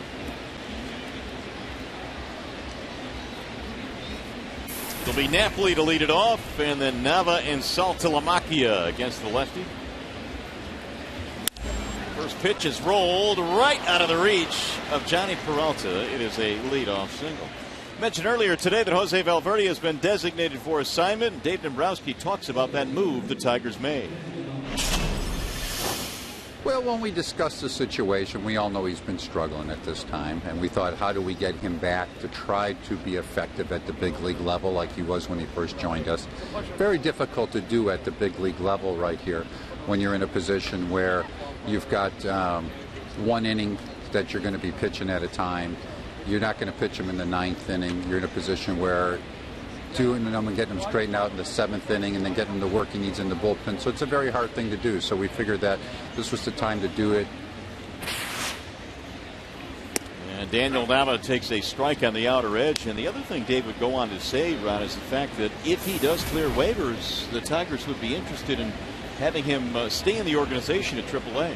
Well, there was nothing wrong with the velocity that Valverde had. I mean, on many days the fastball got up to 94, but the pitch that we were told had been a good pitch for him, and the main reason why they reacquired him is that he had found that splitter again. Runner was on the move, is hit to right field. Torrey has it. He's going to try and get a double play. Got him! Outstanding throw by Hunter. Oh, man. A bullet to first. That's why when you leave first base and it's a hit and run, as Napoli was on the move here, you have to locate the ball a little sooner. And he was deking Napoli, but Napoli should not have fallen for that. He should have known exactly where the baseball was, and therefore that was an easy play for him to get back on. It looked like that little dig there by Hunter maybe caused just a half a step in delay of Napoli getting back in the bag, and that was the difference. I agree with you 100%, but Napoli shouldn't have had to fall for that. He should have known where the ball was, and you shouldn't get doubled up on that play. And Napoli probably agrees with you. Downs missing to Saltalamacchia. Yeah, but what I was saying about Valverde, for whatever reason, the split finger fastball that we had heard had been a better pitch for him. He wasn't executing. Therefore, he was giving up a lot of home runs, and he was giving them up late in games. And you know, it's demoralizing when you lose games like they lost to Baltimore and Kansas City. Yeah, and it happened to Scherzer and then to Verlander in those two spots that you spoke of. Just like what Boston went through last night with their closer, Andrew Bailey. 1 ball, 2 strikes.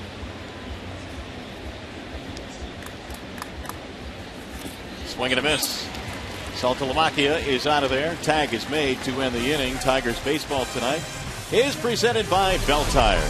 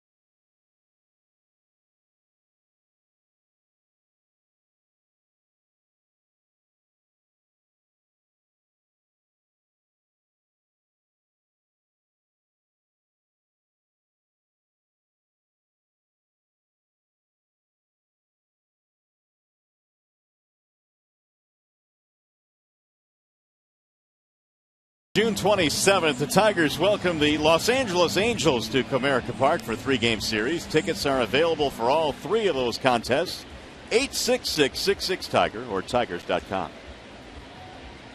Once the Red Sox leave, the Angels come in. Here's Sandy Dirks. Let's start things off now for the Tigers. Dirks, Pena, Infante in a 6-1 ball game. John Lester back at the hill. And he missed again, which now makes him 4 for 17 on first pitch strike. That's it. Yet he got the Tigers 1-2-3 in the 4th. Dirks had a fly ball to center field, his first at bat. Here's the 1-0. Drill to right field. That ball has a chance to go, and it's gone. Andy Dirks, a solo shot, 6-2.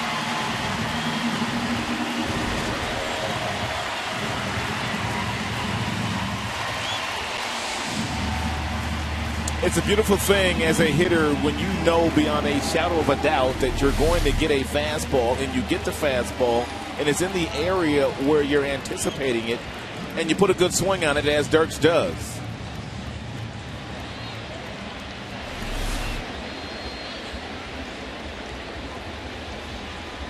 Here's Pena. Little pop-up. Shallow right field. Pedroia can't get it. It'll drop in. And now the Tigers have back-to-back hits. Pena's 2 for 2. Looked like at the last moment there, Dustin Pedroia took his eye off the ball to see whether Victorino was going to be there or not. Therefore, may not have been able to pick it up again and make the play. Watch him take his eye off right there. And then it's hard to pick the ball up again. Good catch. I didn't see him do that. And it was so late that it was probably impossible for him to pick that ball up again. Dropped in harmlessly, and that is the 7th Tigers hit. Here's Infante. Omar fly ball, ground out.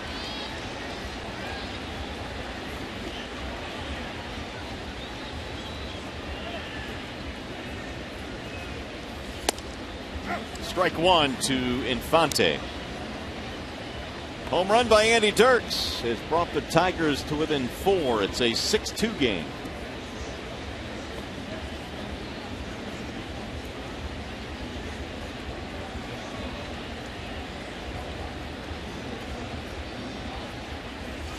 Way inside. 1 ball, 1 strike.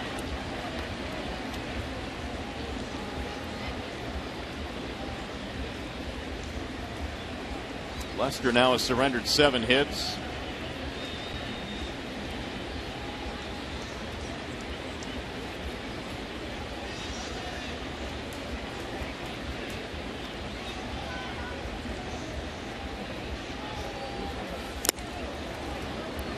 One and 2 the count. Lester used to be one of those guys that had a fastball that would reach the mid-90s, 95, 96, 97. We haven't seen that velocity here tonight from Lester. And top fastball may be 93 here this evening, if he's gotten that high.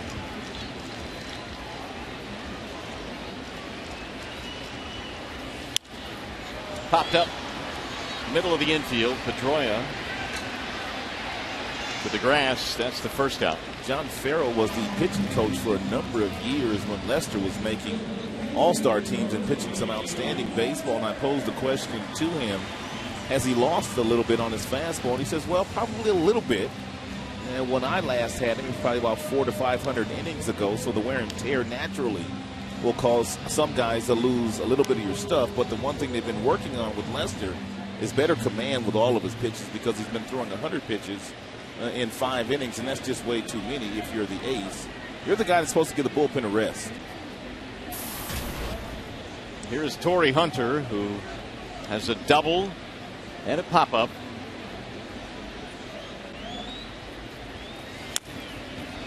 Lester's best year was 2010 when he won 19 games for the Red Sox. He's thrown 75 pitches here tonight. And in that season, he was 4th in the Cy Young voting. Felix Hernandez, David Price, CC Sabathia finished ahead of him. That winning percentage, pretty good. 91 and 52 overall, 10 complete games. Now the 0-1. Good pitch, outer edge, right at the knees at 93.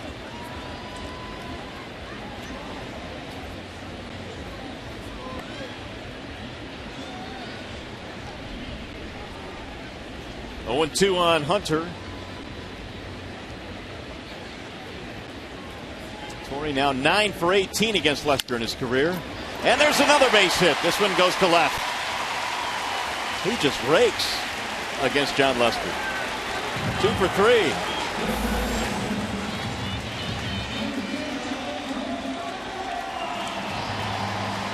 Because of the cut fastball that Lester has been featuring here today to Hunter, Torrey Hunter has been in a pulling mood. That's the second base hit he's got down past their third baseman. Iglesias, you can see him move to his left again there, cut fastball in, anticipating that Hunter would turn on it.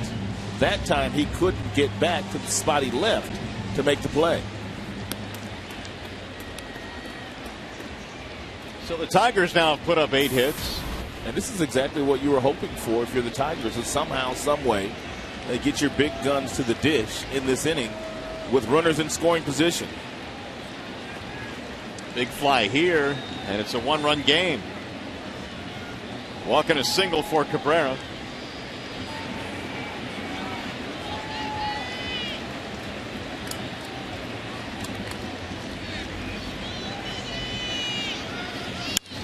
Driven, left field, way back. Nava to the wall, big fly. 6-5 game.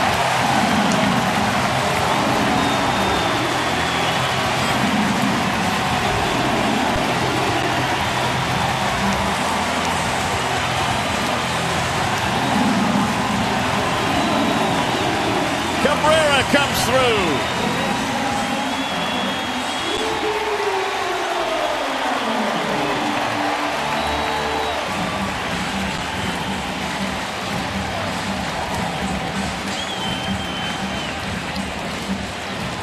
Number 20 for Miguel Cabrera is a huge 3-run shot.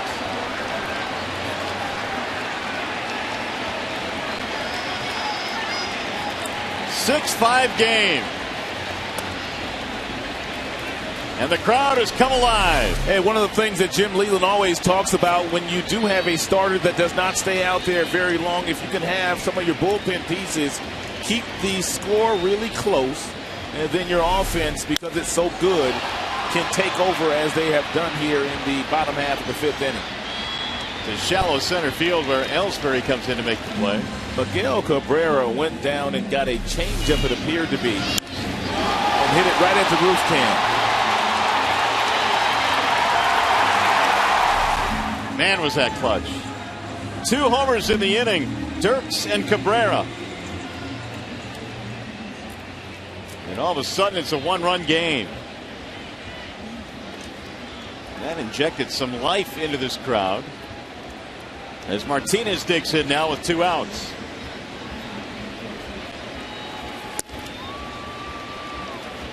Six runs, 12 hits for the Red Sox. 5 runs, 9 hits for the Tigers. For a guy like John Lester that has a very good resume, he's been giving up a lot of crooked numbers. 5 runs tonight, 5 runs in his last outing, and 7 runs in the outing before that. So teams have had their way against the Boston Red Sox ace lately. Here's the 1-0. 2-0 the count on Martinez. Miguel might have 100 RBIs before the break. Well, give him 3 more here tonight with 2 hits. That's 74. Here's the 2-0. Way outside, 3-0. Each team now with a 4 spot. The Red Sox got 4 in the 4th. Tigers 4 here in the 5th.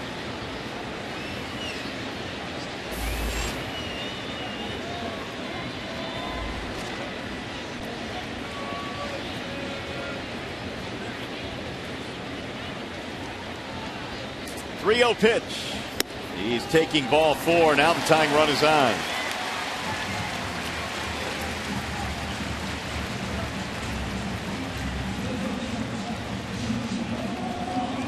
We slowed this swing down for you, the home run by Miguel, because we just want to give you an idea of how strong he is. He basically hits this ball with one hand on the bat.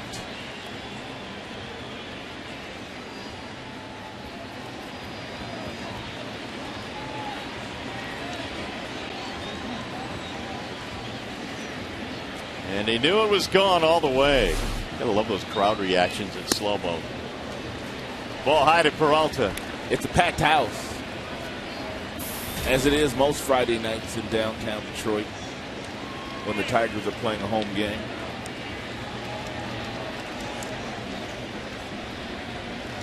The home run by Dirks got it started. The 3-run shot by Cabrera has tightened it up. 6-5.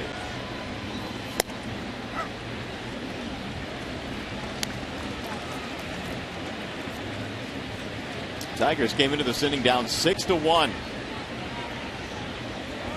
John Lester had a 1-2-3 fourth. Looked like he was settling in. He got a double play ball and no problem in the third.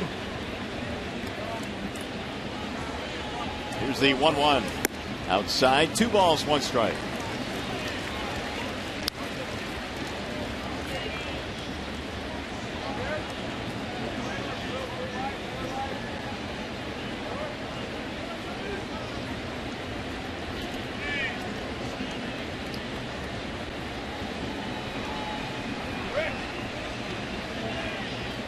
Now the 2-1. That's in the air to right field. Victorino coming over, still coming. And that will end the inning. However, the Tigers get right back into this game. A couple of thunderbolts, one off the bat of Dirks, and the 3-run shot by Cabrera.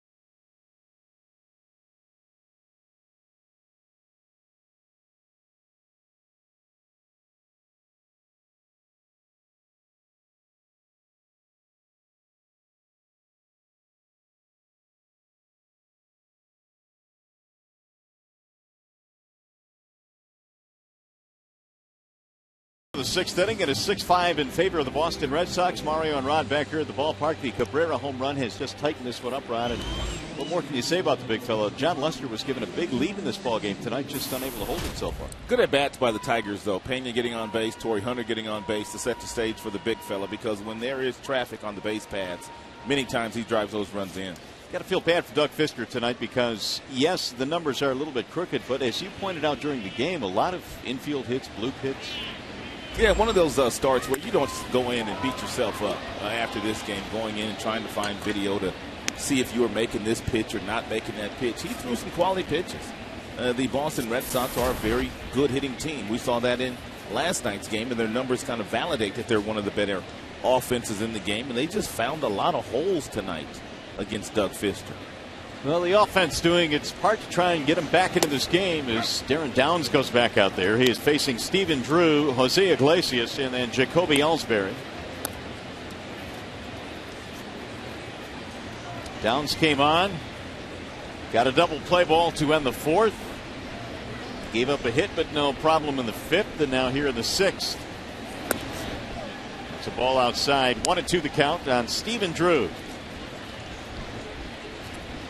We saw the importance of Drew Smiley keeping it a one-run game late in last night's game. The Tigers came back to win. Downs doing a good job of keeping the Red Sox at bay here after they ran out to a 6-1 lead. 2 balls, 2 strikes. Drew had a single and scored a run in the 4-run fourth.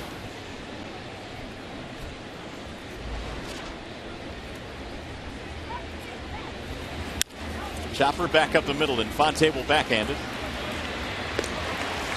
Drew is out of there. 1 gone. Back to the studio we go. Justin White.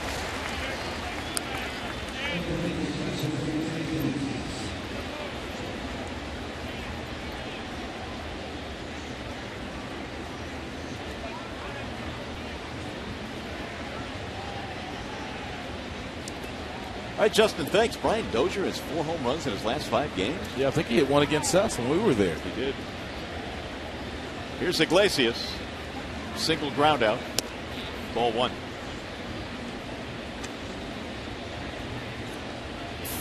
The Minnesota team is pitching challenged, yet they're hanging around 500 and hanging in the race. They don't blow leads. If they happen to have a lead late in games, their bullpen has been one of your better bullpens in the game. So when they have leads, they just don't relinquish them. 1 ball, 1 strike on Iglesias. 2-1.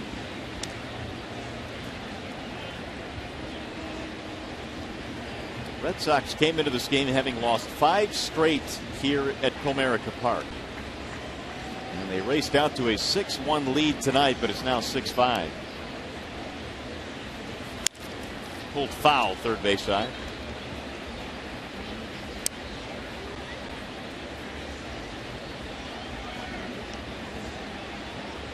Each team has stranded 4 runners in this game.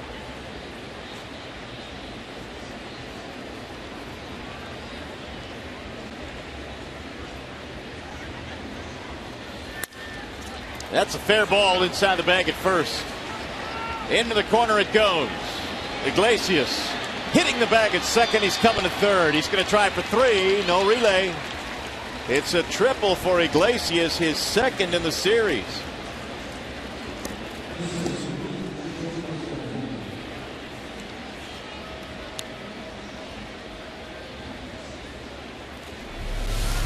And Torrey Hunter thinks this is going to hit the wall. Therefore, he's looking for the ball to carry him back into the outfield. But it hugs that wall and it wraps around into right field on the warning track. And therefore, the second career triple for Iglesias. Tigers pulling the infield in. He was not that good a hitter in the minor leagues. He has given them a lot more offensive production than they thought they'd get from him. Well, he's got 2 more hits tonight. Jacoby Ellsbury has a pair of hits himself. Single double, 2 RBIs.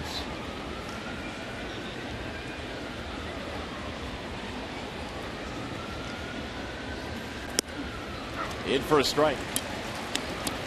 0-2.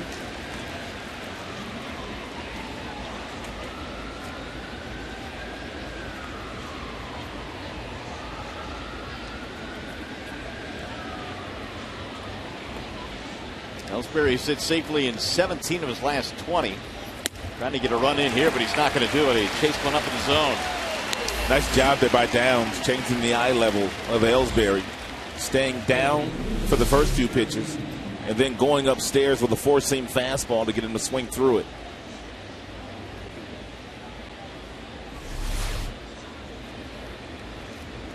Luke Peconin warming up in the Detroit bullpen.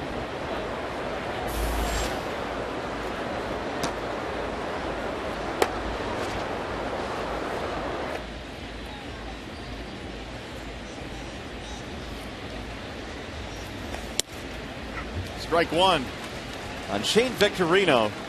He's had himself a night. Victorino has 3 hits in this game. 3 RBIs, average up to 290. And he pulls that one into left. That'll get the run in. 2-out RBI single by Victorino. It's a 4-hit night.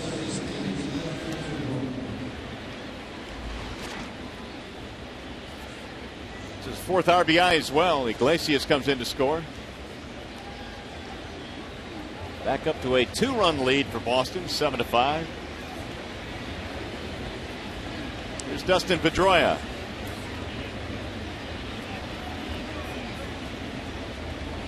A lot of damage done here this evening by the top 3 hitters in the Red Sox lineup. Of the 14 hits they have, and 10 have come from the first 3 spots in the order.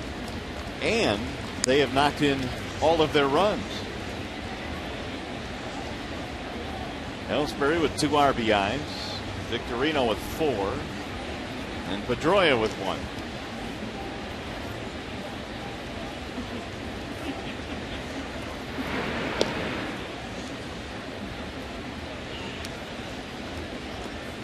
Victorino last year had 39 stolen bases in his 2 spots over in the National League. Phillies and Dodgers. He has 8 this year.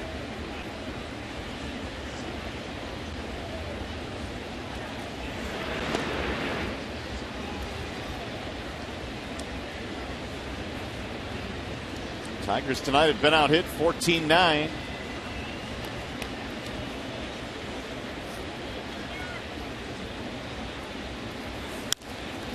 Down the right field line, slicing to the corner it goes. Foul ball.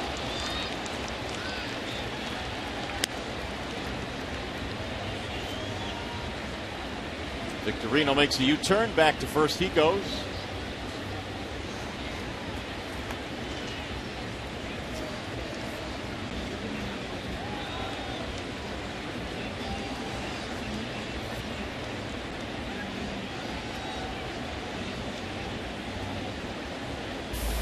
Poppy waiting on deck.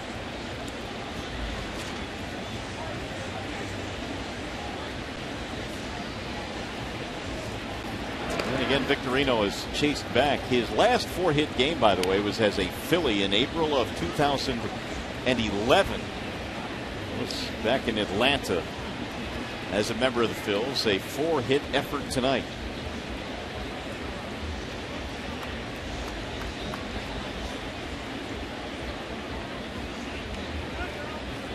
Now Pedroia given time as Downs takes too long.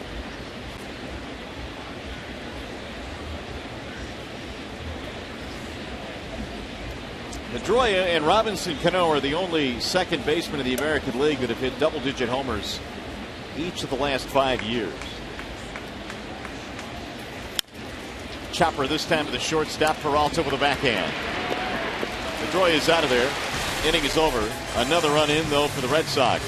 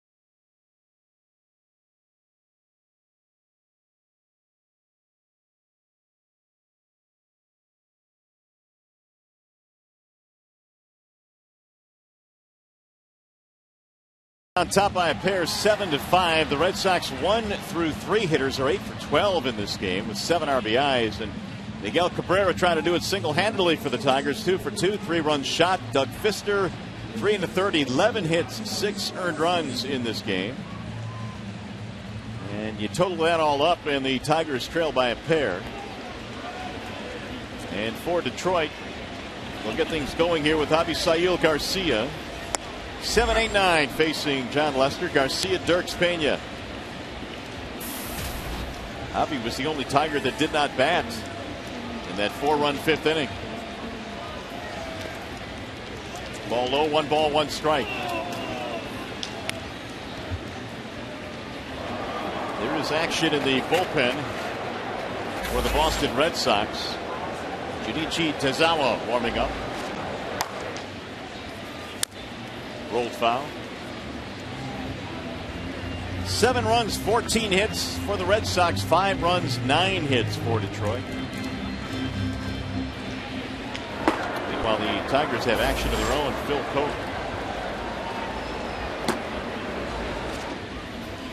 Swing and a miss. So Garcia is dispatched. 1 gone. Quick of Andy Dirks, who got the party started back in the 5th with a leadoff home run.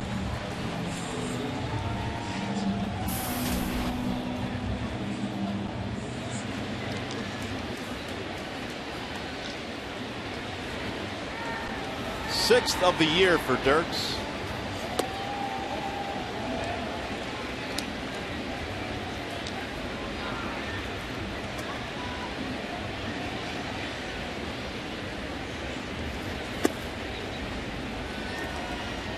Two and 0 the count.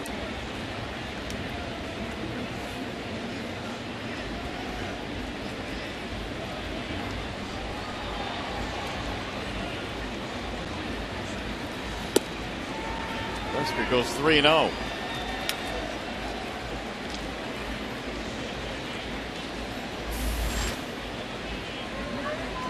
Dirks' home run off Lester was the second that he has hit against a left-handed pitcher this year.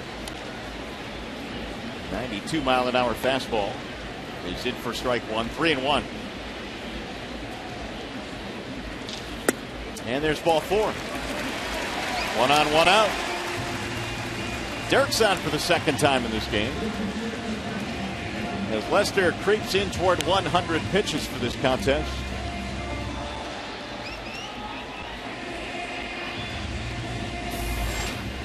Top fastball this evening for John Lester, 94 miles an hour. And we thank Xfinity for that reading of 94 miles per hour on the heater of John Lester tonight.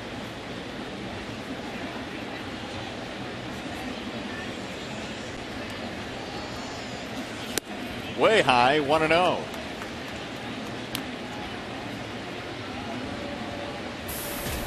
Two singles tonight for Pena. That has raised his average to 297. He also knocked in a run.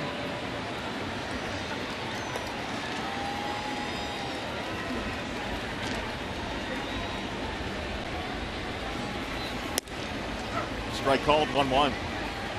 Alex Avila was out taking some batting practice earlier today, and we'll see what the time range is on Avila in terms of getting him back, whether or not he'll go down for rehab stint. He's currently on the disabled list, and in the interim, Pena has done a terrific job as the fill-in. Here's the 1-1. High, 2 balls, 1 strike. I guess the injury was serious enough to put him on the disabled list, but not serious enough to really keep him out of action too long. No, it was really kind of one of those in-between injuries, but the Tigers really couldn't afford to be without an extra catcher for, what, 4, 5, 6 days, whatever. That is sliced foul. The runner on the move there. Because Jim has said many, many times that Victor Martinez is really not an option as far as catching is concerned. Yeah, that question was asked immediately. Well, why not just catch Victor? But that was quashed very quickly. Doug Teeter chatting with Alex Avila. Here's the 2-2. Swing and a miss. Couple of strikeouts in the inning now for Lester. 2 gone. John Farrell coming out. Looks like that's going to be it after 102 pitches for Lester. I've got Omar Infante coming up next, and we will have a pitching change courtesy of Wallside Windows. We'll be back.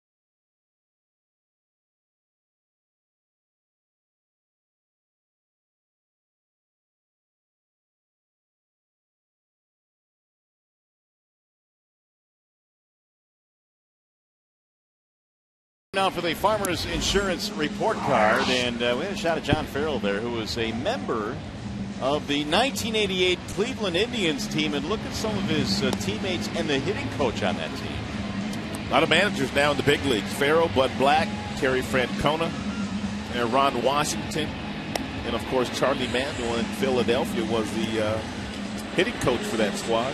You were on that team, weren't you? I did. I came up with the last month of the season that year. I had a pretty good year in AAA in Colorado Springs. I was called up and spent the final month there. Then the next year, they sold my contract to the Hiroshima Cardinals.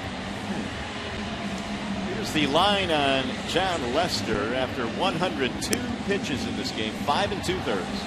5 earned runs, 3 walks, 3 strikeouts. Responsible for the runner at first and taking over for Lester is Junichi Tazawa.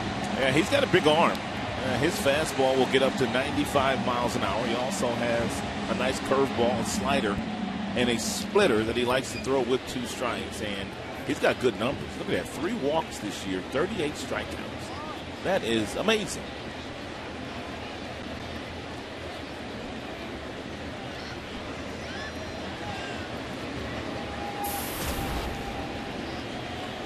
Here is Omar Infante now. The Tigers down by 2.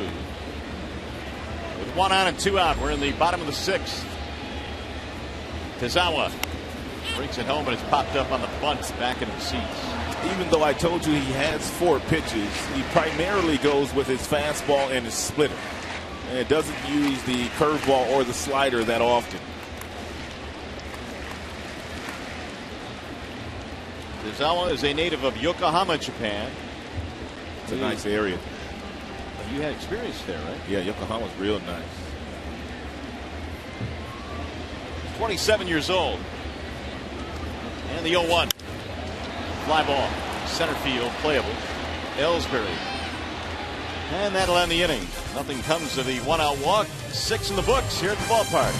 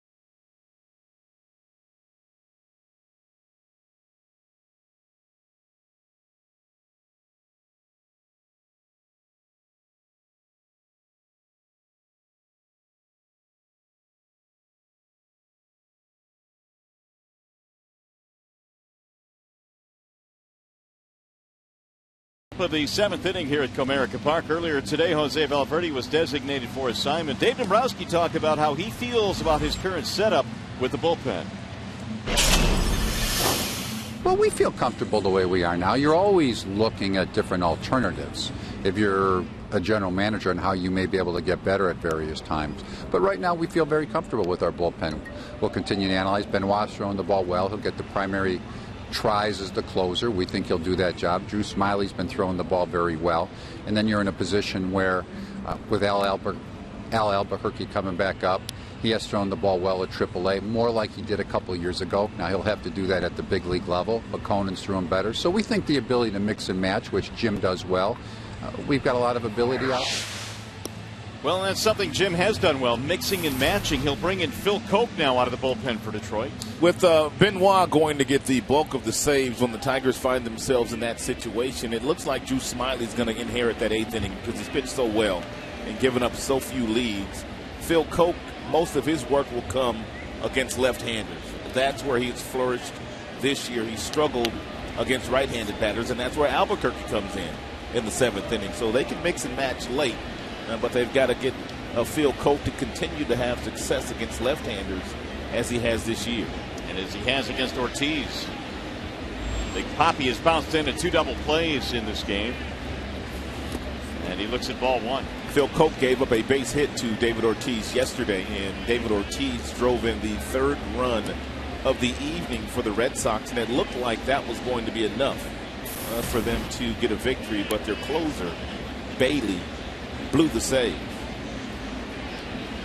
Napoli and then Nava to follow here in the 7th.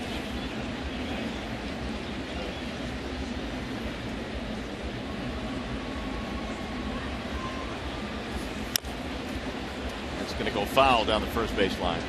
They're getting back to the Tigers bullpen, the current setup they have right now. The 2 names that to me were interesting that Dave brought up, Conan and Smiley. And for 2 young guys, Rod, I think they both have done really well this year. And both guys can pitch multiple innings. And both guys throw strikes. They're not afraid to throw the ball over the plate. And they've got good stuff. Conan's fastball can get up to 97. And he's got that splitter. And, of course, Drew Smiley has 3 different pitches that he commands very well. 1 ball, 1 strike on David Ortiz. Off the plate, 2-1. David Ortiz is a .277 career batter against left-handed pitching, so left-handers really haven't bothered him that much. Red Sox have a 2-run lead. We're in the 7th. They've out-hit the Tigers tonight 14-9. Here's the 2-1. Checked it. He went. Strike call. What's your thoughts on Ortiz possibly getting into Cooperstown one day? You know, the numbers are piling up. And it's going to come down, I guess, a lot of times to what people say about designated hitters. But Ortiz, just on the dramatic home runs he has hit, really has made a name for himself. Closing in on 500 doubles. I think he's got a shot. Little chopper to the second baseman. Omar will throw him out. 1 gone. What do you think? I think he's got a legitimate shot. And not only has he put up the numbers, but he's been a media darling. And the media absolutely loves him. And there's no doubt he's going to get a lot of votes. He might not get in the first, second, or third time, but eventually I think David Ortiz just might get in. 5 Silver Sluggers, 8-time All-Star.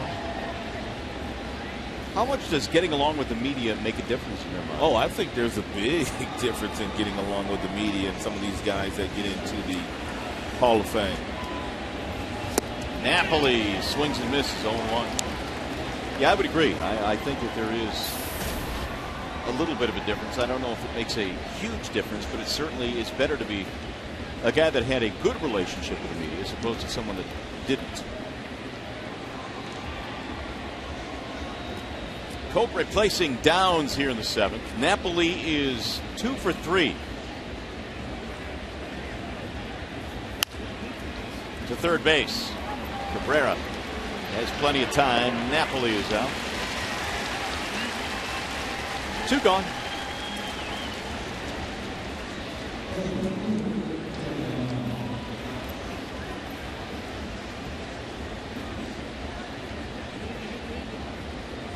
Now Daniel Nava.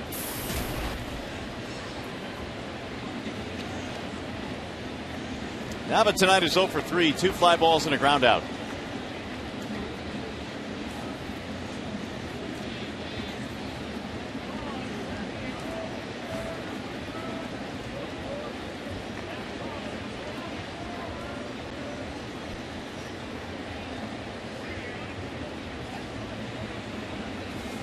Swing and a miss, 0-1. Fister, Downs, and Koch tonight for the Tigers. At one time, a 6-1 lead for Boston. Tigers tightened it up considerably with a 4-run fifth. Couple of homers in that frame. Dirks and Cabrera. Miggy's was a 3-run shot. And then Boston added one more in the 6th, so they lead by 2.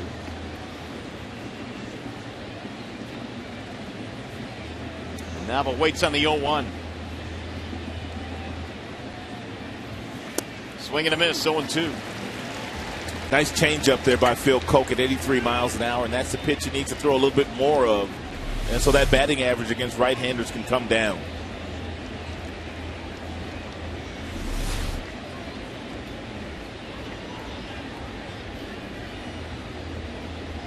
Nava has 10 homers, 45 RBIs, and those already are career highs.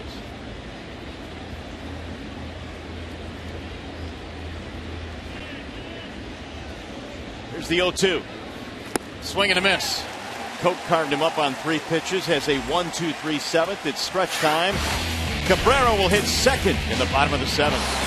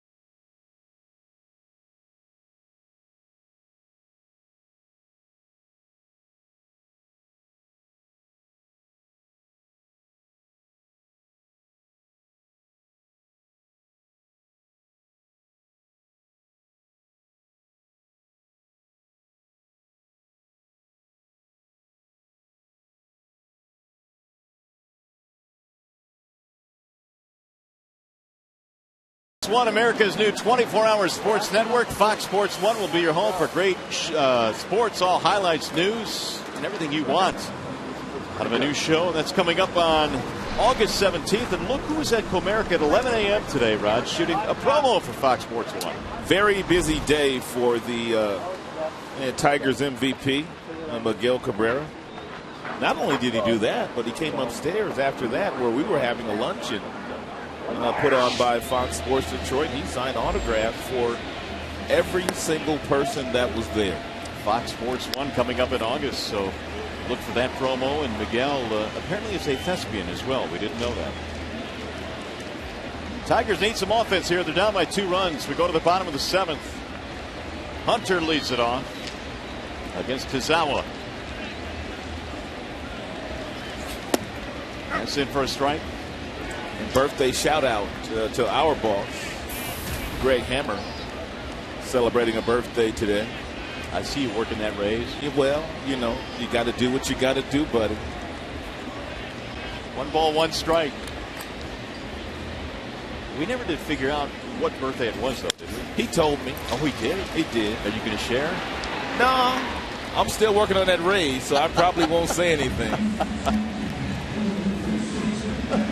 And speaking of numbers, here's today's high-speed stat brought to you by Charter Internet. First Tiger to reach 20 homers in his first 70 games since Dean Palmer did it in 1999. Cabrera with a 3-run shot. That was in the 5th inning. Number 20 for Miguel.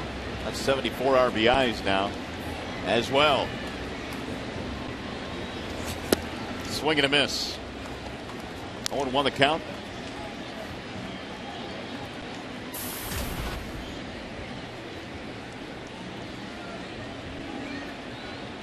.364 batting average. Also has a walk to his credit tonight.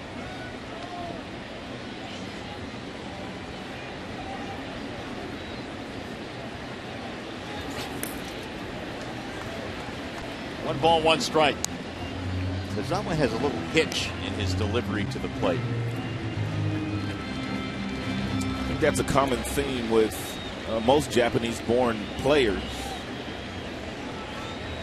particularly pitchers. They all have some kind of a hitch or hesitation in their deliveries.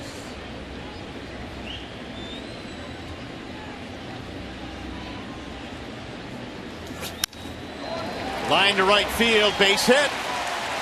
They're going to try and throw Miggy out at first. Victorino came up throwing. Cabrera's going to let him have it now. He ought to. This ain't the Little League. This ain't Little League. Victorino.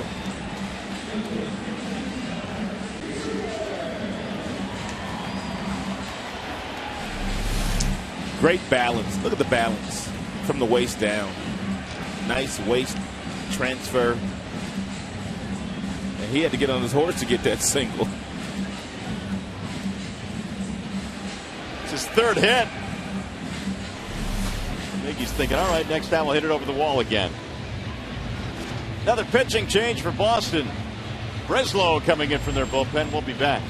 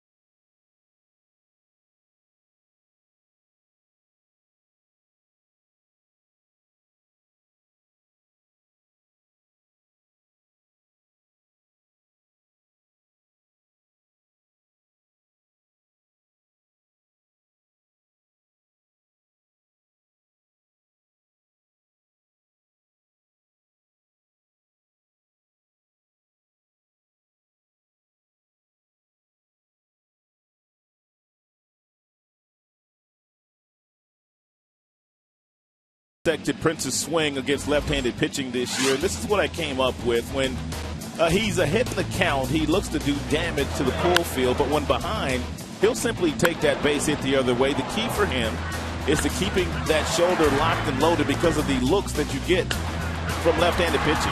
When they let the ball go left-handers, it looks like the ball is directly behind you. But Prince stays in there very nicely. He's got some bat range where he can climb the ladder and get to real good fastballs. His biggest hit may have come on that Sunday night game after an intentional walk to Miguel. He doubled and drove in 3 runs. Tigers went on to lose that game, but coming into play today, .359 batting average for Prince Fielder against left-handers, although he has been slowed down tonight by John Lester. So here comes Prince with 1 on, 1 out. He's the tying run at the plate, 7-5. Craig Breslow is the new pitcher. And a drive in the air to right center field. Ellsbury going back, and he'll get there for the out. Prince picking the wrong parts of the ballpark. Yes, he did.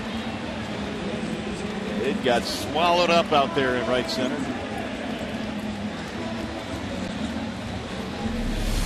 What's Biggie doing? I walked into the clubhouse in Kansas City one day, and Miguel and Prince and Victor were all sitting there talking about Comerica Park and how big it is and who they could talk to bring the fences in a little bit. I said, well, you're talking to the wrong guy. And I told Cabrera, I said, you don't have any problems at Comerica Park. And then Prince kind of spoke up and said, well, what about me? I need some help. Well, they brought the fences in once, and I'm sure Prince will be campaigning. That ball was hit a ton, but out there to right center field, it was just a long out. Came off his bat nicely. Martinez had an infield single, scored a run. That was back in the second. He's also walked.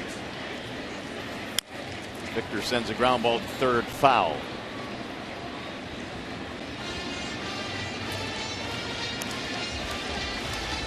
Al Albuquerque warming up.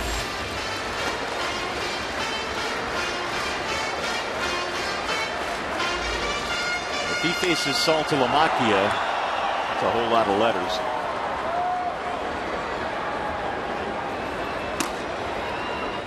Al coming back up from AAA today.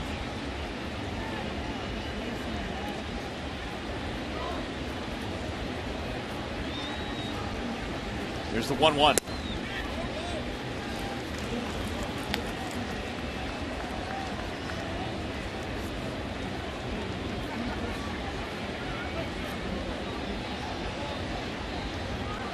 Breslow last year came over from Arizona. He has been with Oakland, Minnesota, Cleveland, Boston, and San Diego. His second tour of duty with the Red Sox. Strike on the outer edge, 2-2.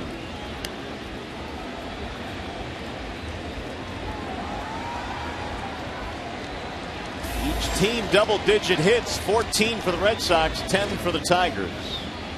Last night's hitting hero, Peralta, waiting on deck.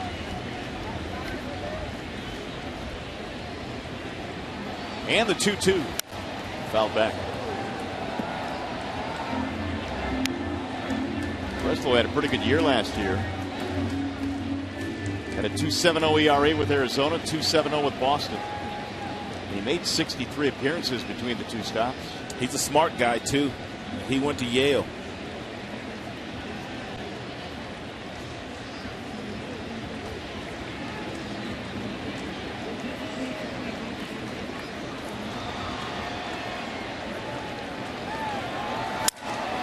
Fly ball, left field. Daniel Nava coming in, had to make a basket catch. Inning over. Let's go to the 8th.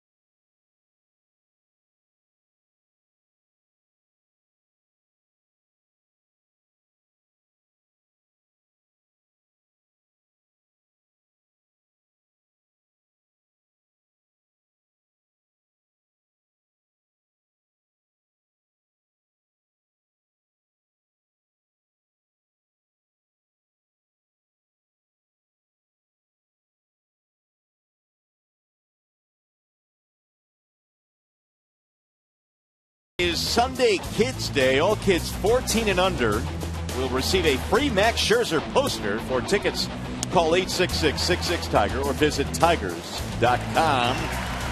All the kids will score themselves a Max Scherzer poster. It's coming up on Sunday, and he is the starter tomorrow here for the Tigers. And the guy next to him, JV, will start on Sunday. Looking to run his record to 11-0. George Mullen keeps popping up on the show. 1909, the last time the Tigers had a pitcher go 10-0 to start the year. So Scherzer on the hill tomorrow. He's been great. Phil Cote back to the hill. He had a 1-2-3 seventh. It's getting to the point now, Rod, where Scherzer is making a real serious bid to start the All-Star game. He really is. There hasn't been many better. The Boston Red Sox do have one. That is Clay Buchholz, who is currently on the disabled list, but he is 9-0 with a 1.71 ERA. So if he's healthy, he might get the nod over Max, but this is a very short list. Here's Saltalamacchia to lead it off. I think for Max, it would just be an honor to make his first All-Star team altogether. Agreed. Here's the 1-0. 2-0 on Saltalamacchia. Here's a good time here for Phil Coke to throw a changeup. And you cannot throw fastball by Saltalamacchia, not in a 2-0 count.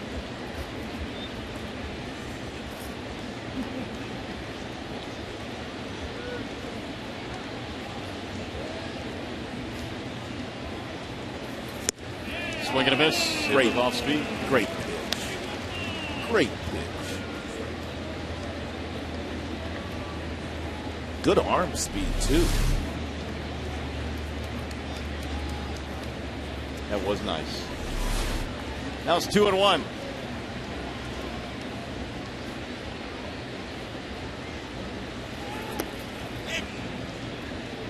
Three balls, one strike. Single run scored in 3 at-bats for Saltalamacchia. And now you can come back with a fastball, and he'll probably be late on him to pop it up somewhere in the infield, because in the back of the mind of Saltalamacchia, he's looking for another changeup.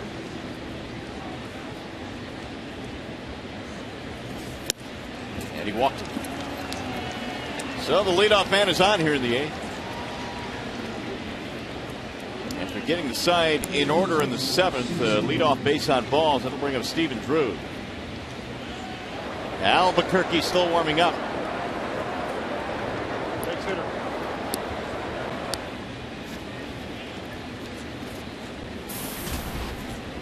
See what they do here with Drew. They lead by 2 runs here in the 8th. Well, he's only hit .216. Nobody out. Against the left-hander, the bunt's definitely in order. He does not have one sack bunt this season.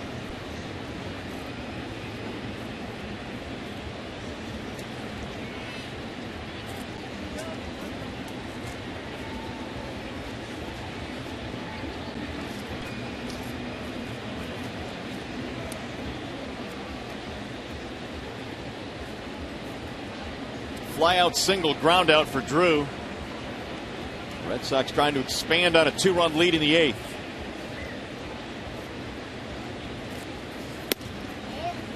Took ball 1 inside.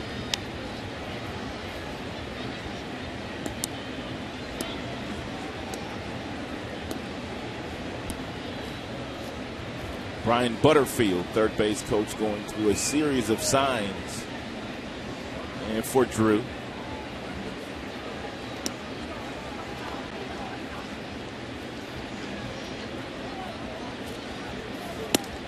He let that one go by. Ball 2. Cabrera charging in from third base. And Coke is doing exactly what he did in last night's game when it was a bunting situation. And he didn't throw a strike.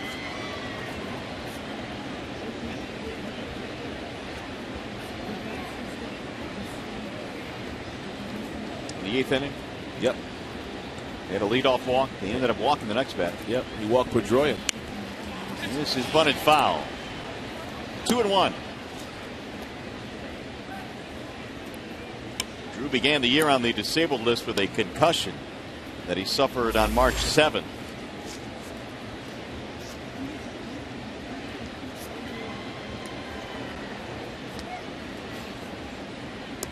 Long look down at Butterfield in the coaching box at third. He's ahead in the count, 2-1. Koch walking the leadoff man, Saltalamacchia.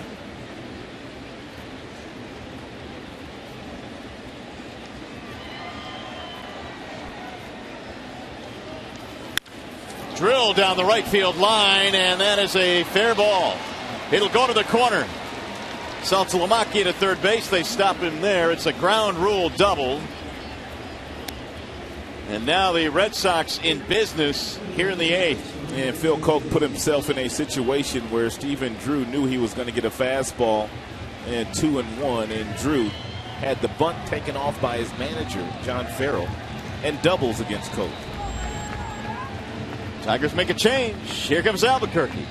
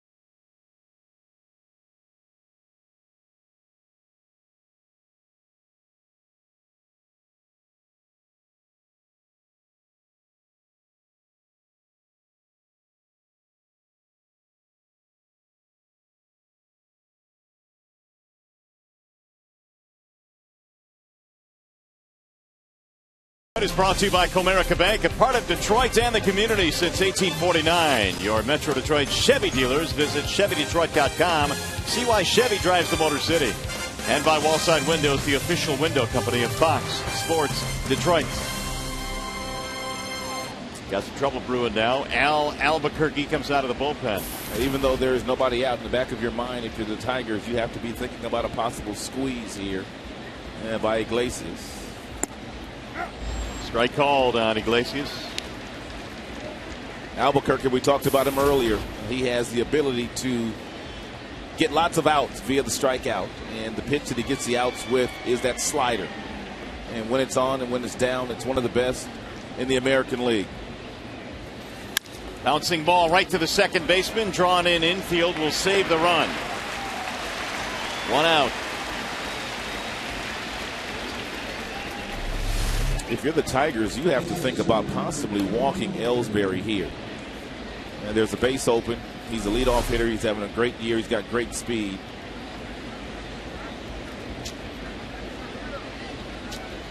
Yep. Good call. They're going to walk him. Jim Leland signaling the four fingers. Walk him intentionally. Ellsbury on base for the third time in this game. The first time that Albuquerque was up here. It would have been difficult for Jim to do this, to walk the bases loaded, because Albuquerque was walking way too many people. But this is the best chance for the Tigers to get out of this situation. So sometimes as a manager, you have to put a pitcher like Albuquerque in a very difficult spot. Yeah, and it still may be a concern. I mean, even though his strikeout numbers were high in AAA, he still did walk 13 and 14 innings. So we'll see how it works out here. The bases are loaded.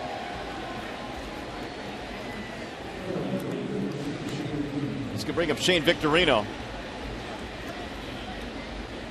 316 with the bases loaded in his career. And tonight, they haven't been able to get him out.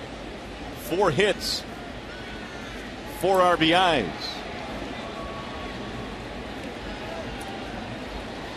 Saltalamacchia started with a walk, Drew with a double, and now Ellsbury with the intentional walk.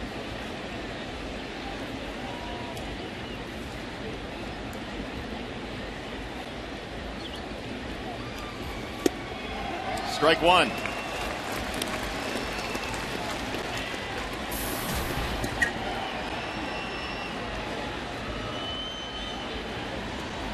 More action in the Detroit bullpen. Righty Evan Reed.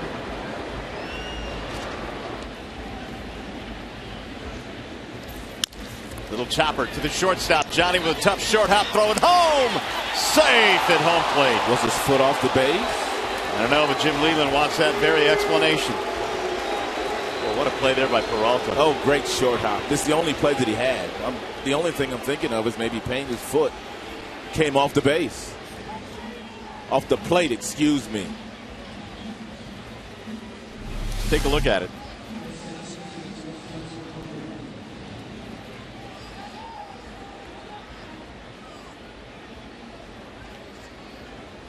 Why is he safe? I have no idea. His foot's in the air. That's a force play. His foot's in the air. Maybe this will shed some light. Look at that stretch. And before the knee gets on the plate, I mean, the ball's in the glove. In for a strike. So that's a big run now. It's a 3-run game. Still only 1 out.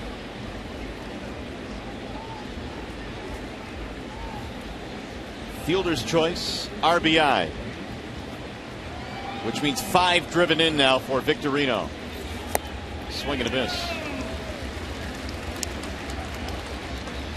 And again overshadowed with a terrific play by Peralta.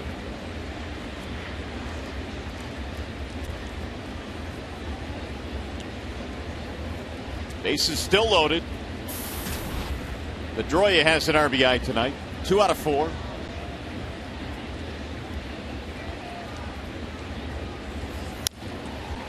We'll shoot that one foul back out of play.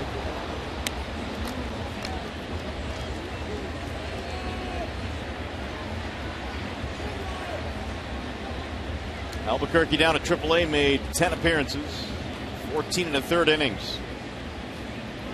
Had a whip of 1.53 at AAA. The 0-2. Little pop up back a second. Infante will go to get it.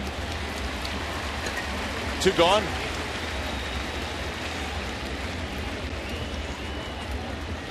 And it stays 8-5. But here comes David Ortiz.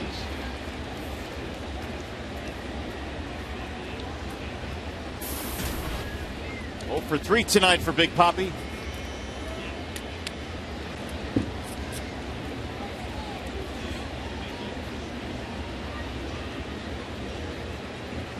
Coach started the inning, gave up a walk and a double. That walk has come around to score. In for strike 1.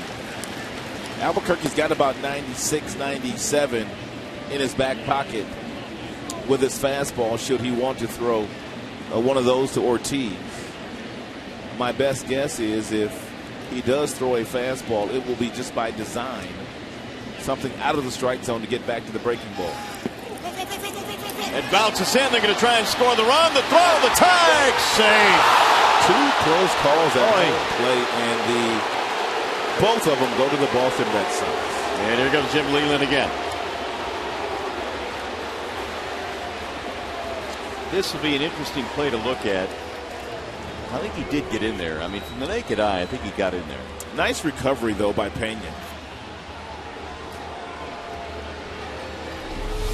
Let's see. Yeah, great throw. He looked safe. Yeah, he was in there. That one was pretty clear. This one will tell you right here.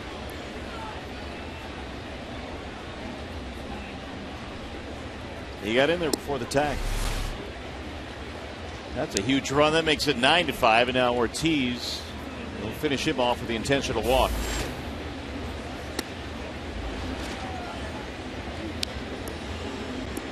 So the 2 runs that score in this inning are the property of Coke.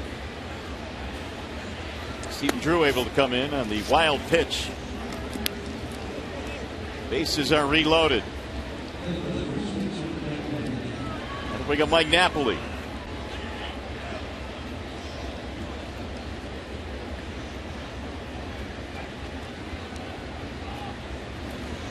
Two singles tonight for Napoli, who bats .322 with a bases loaded career. Ball 1.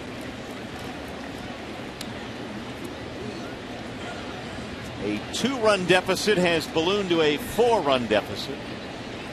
And they are still loaded up with 2 outs. 8th man to bat in this inning for Boston. Way outside. 2-0 the count. And no room on the bases.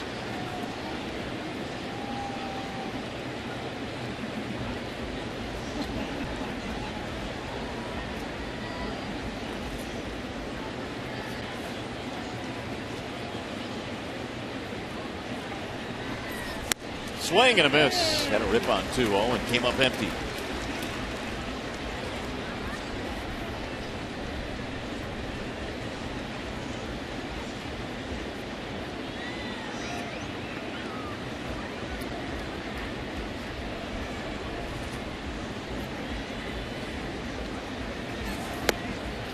High, ball 3.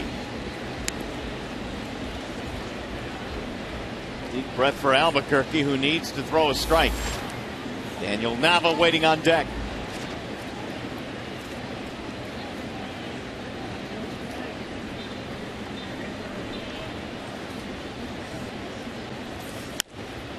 Popped up. Straight up behind the plate. Pena makes the catch and holds on. 2 more runs in, though, for Boston.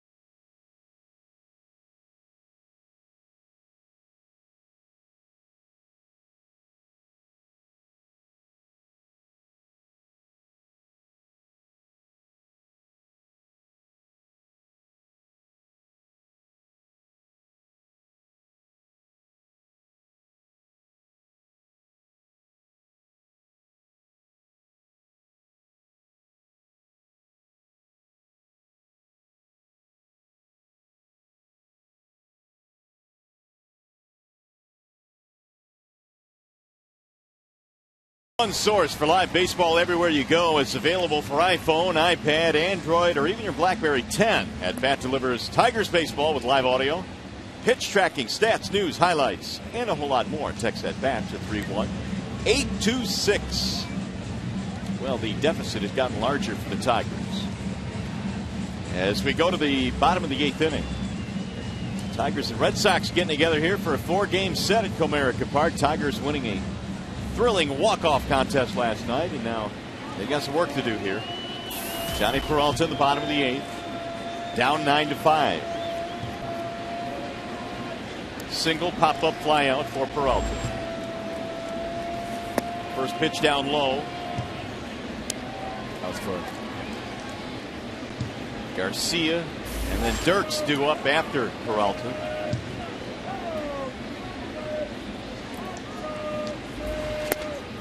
Breslow delivers a strike. He came on in the 7th and got a couple of fly ball outs, ending that inning as you scope out the Tigers' in-game box score. Cabrera, big night. Pena's had a couple of hits. Ground ball to third. Iglesias. His throw was on the money. One gone. 3 straight retired by the lefty Breslow.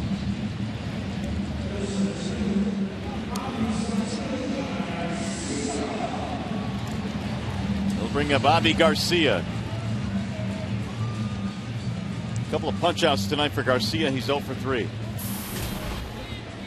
268 for the season at the big league level with 10 RBI.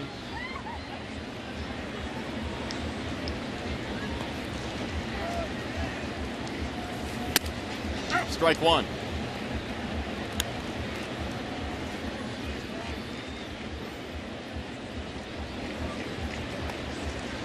We've had 25 hits in this game, 15 hits for Boston, 10 for Detroit. Swing and a miss. 0-2. Garcia having a difficult time of laying off those balls that are down in the dirt today. Evan Reed still warming up in the Detroit bullpen.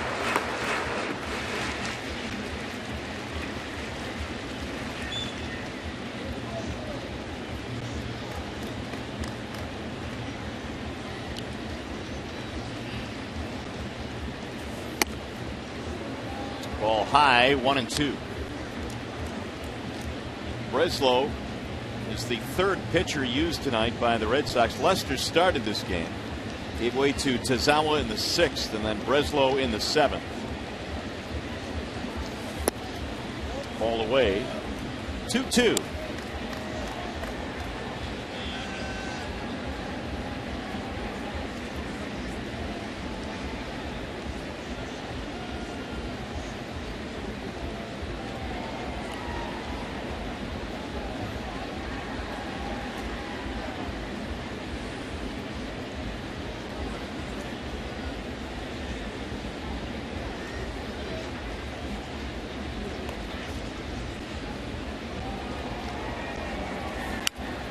Popped up, back out of play.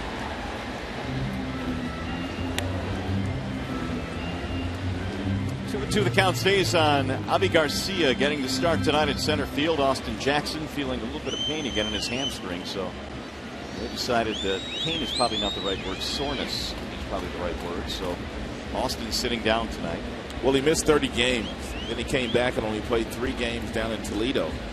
But then when he was reactivated on this roster, a lot of base running, a lot of running in center field, got a lot of hits.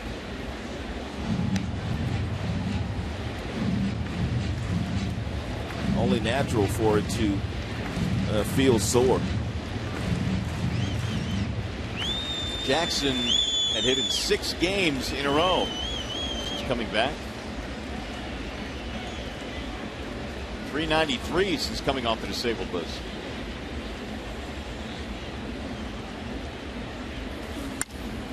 To center field on a line straight at Ellsbury.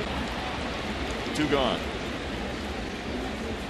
Here is the upcoming pitching matchup presented by Gordon Chevrolet. And tomorrow's probables look like this. It'll be Alan Webster and Max Scherzer. Tomorrow's game on Fox. Don't know a lot about Alan Webster, but we do know all about Max Scherzer. He has been one of the most dominant pitchers in baseball this year and the second half of last year. 116 strikeouts for Max. He's only walked 24 batters.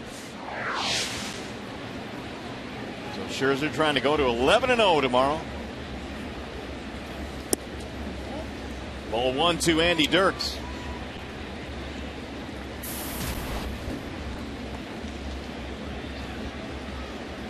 Solo home run. Touched off a big inning in the 5th for the Tigers. They scored 4 runs in that frame. Cabrera would later follow in that inning with a 3-run shot.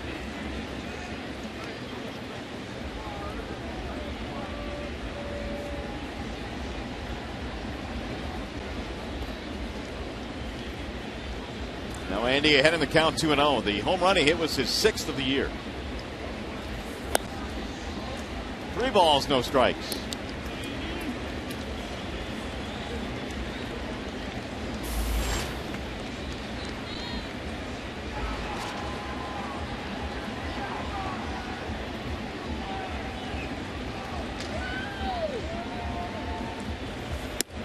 taking, and it's ball 4. He lost him on 4 straight. 2-out base runner. That'll keep it going now for Brian Pena. Hey, there's a familiar face. Andrew Miller, the former Tiger, former #1 pick. Tiger. Heating up in their bullpen. He might end up being their closer if Andrew Bailey doesn't get straightened out. We told you earlier that Uehara would close tonight for Boston if they were in a closing situation.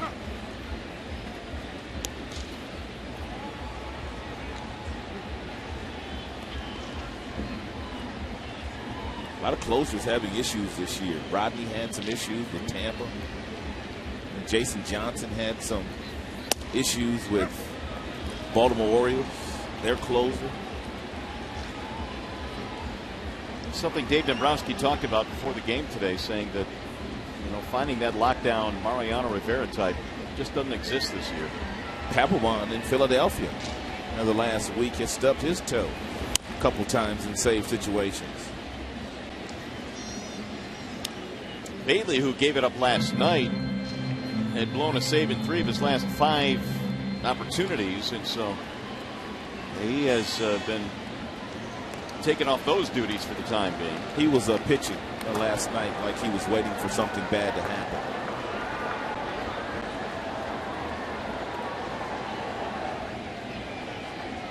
Oh, 0-2 on Pena. In the air, shallow center field. Ellsbury runs it down, and that'll take care of the Tigers here in the 8th, which means we go to the 9th.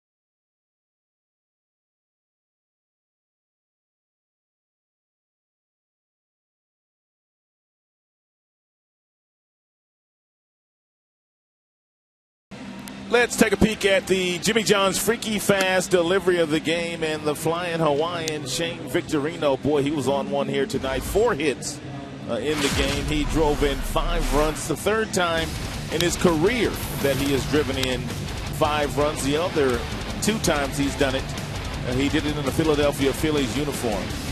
Not only was he doing damage, but really the top of their batting order really got themselves a bunch of hits tonight. But Victorino, he's the star of the evening for Boston. Yeah, the top 3 in their lineup has all of their RBIs. The other run coming on a wild pitch with Ortiz up there. Victorino the star tonight for the Red Sox. Evan Reed now is out of the bullpen for Detroit. And Tigers picked him up off waivers earlier this year, where he was put on waivers by the Miami Marlins. It was April 3rd. Went down to Toledo, pitched very well. Had some command issues earlier in his career, but threw the ball very well while in Toledo. Definitely has a big arm, can throw hard. He was a 3rd-round pick of the Rangers originally back in 2007. And And his first pitch at 95 is in for a strike on Daniel Nava. He can get all the way up to 97.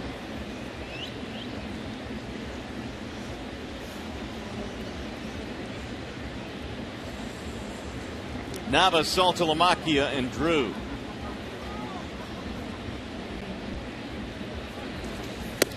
Ball outside, 1 ball, 1 strike. So Reed follows Albuquerque, who followed Koch. Downs also pitched in this game, and look, Fisker knocked out in the 4th inning.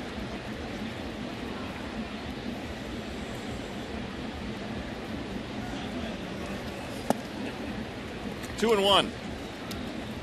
It's not like they hit anything awfully hard against Doug Fisker. They just kind of pecked away at it. They sure did.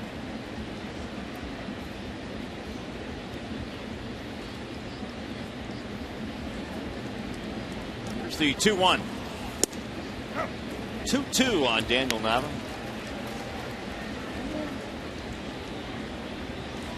Evan Reed was called up prior to the game against Kansas City on June the 10th.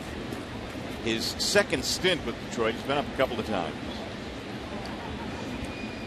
2.53 ERA with the Mud Hens down in Toledo. And the 2-2. On the outside corner. See you later.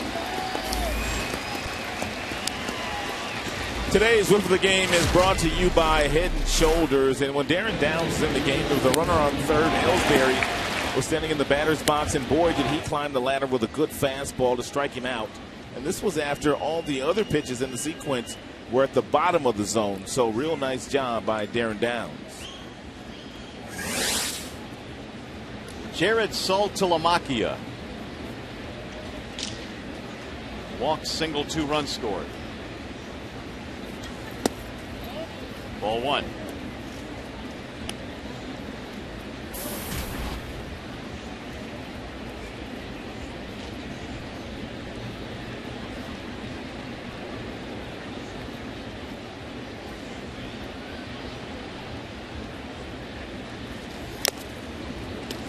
One ball, 1 strike.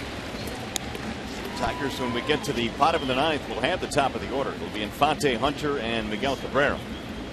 And right now it's a 9-5 game, 4-run spread.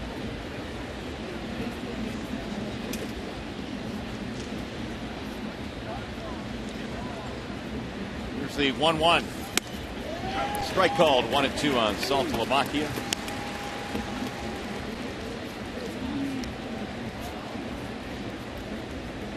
A couple of 96-mile-per-hour fastballs in back-to-back pitches from Reed to Saltalamacchia. Going off speed this time.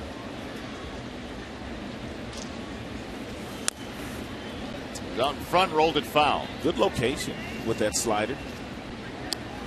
Nice separation in speed between the fastball and the breaking ball. That was at 85. The previous fastball was at 96.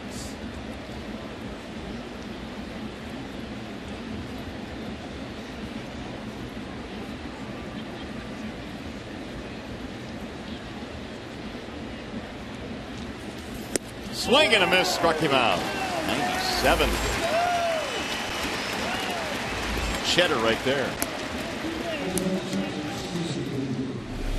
Straight over the top. The easy gas. Hey, as soon as the game ends, our coverage continues. Tigers Live postgame coming up. You'll hear from the skipper, Jim Leland. Going to break this one down, show you all the highlights. Immediately after we're done here on Fox Sports Detroit, it's Tigers Live postgame. Stephen Drew. 10th sellout this season here for the Tigers. Looking to get to $3 million again this year. 41,126.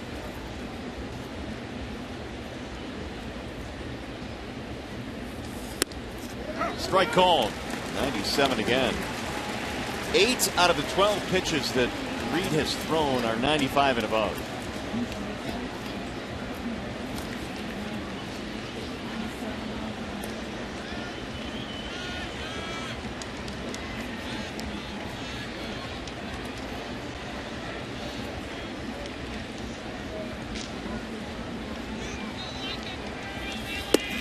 Outside, 1-2.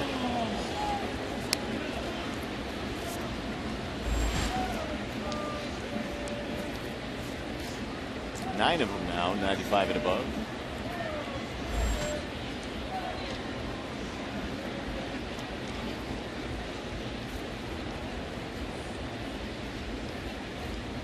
And the 1-2. Ball high, 2-2 the count. Andrew Miller still warming up in the Boston bullpen. It's a 4-run game right now as we play in the 9th. Iglesias waiting on deck.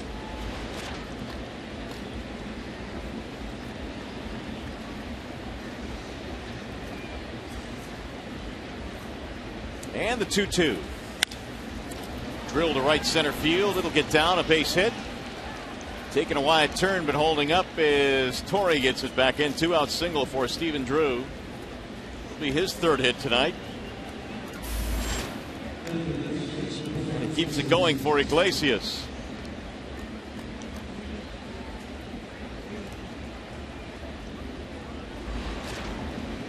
He's had a nice night. Single, triple, 2 runs scored. 16 hits now for the Boston Red Sox.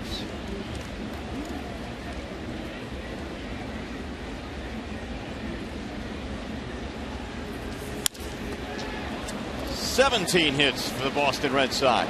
Oh, and it gets by the center fielder Garcia. Here comes Drew to third. They're going to send him home, and the throw to the plate is not in time. He scores standing up. And it's a 5-run game.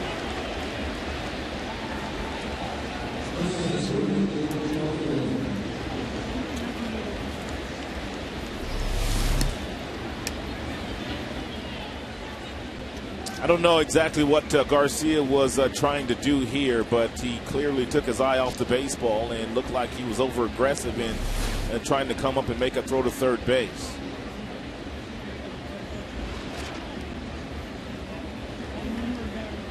So it's a 5-run spread, single E8, no RBI, and that's lined to right field straight at Torrey Hunter, and that'll end the inning. Red Sox get another run. We go to the bottom of the 9th.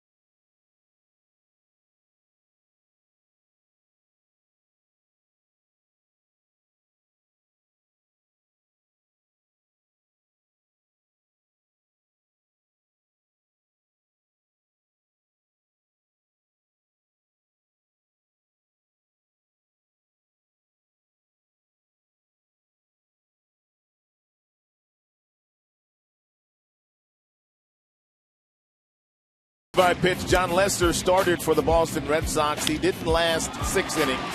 He gave up 5 runs, but he's in line to win this game because of a couple of double plays that he needed to get in crucial situations. Tigers were able to bend Lester in this game, but they weren't able to break him.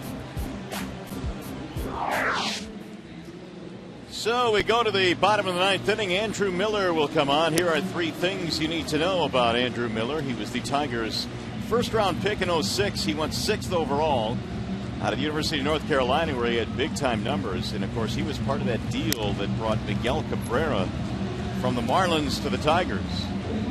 And Andrew Miller now trying to close this one out. Omar Infante will lead it off. Top of the order, Infante, Hunter, and Cabrera. Andrew Miller has kind of found his niche in that Boston bullpen. He was a starter in college. He was a starter for the Tigers and also was starting for the Marlins. But the Boston Red Sox, they've used him out of their bullpen, and he's been very, very effective the last couple of years. Ball 1 to Omar. Got some heavy sink on that 93-mile-per-hour fastball he just threw to Omar, but he's another guy that can get all the way up to 95, 96. Last year was the first year he pitched exclusively out of the bullpen, made 53 appearances, had a 3.35 ERA.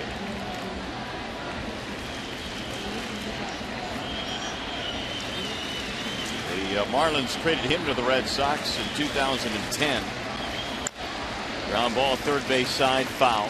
If the Boston Red Sox decide to make a decision on a new closer, if Bailey continues to struggle, Miller's stuff is the best of any of the candidates they have in that bullpen right now.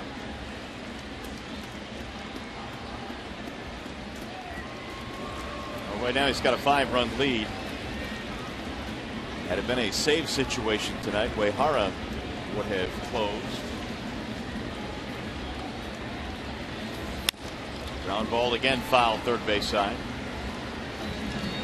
1-2 on Omar, who is hitless tonight, 0 for 4. Infante, Hunter, Cabrera, 1, 2, 3 in Jim Leland's lineup. Going to take a bigger comeback tonight than the one we saw last night.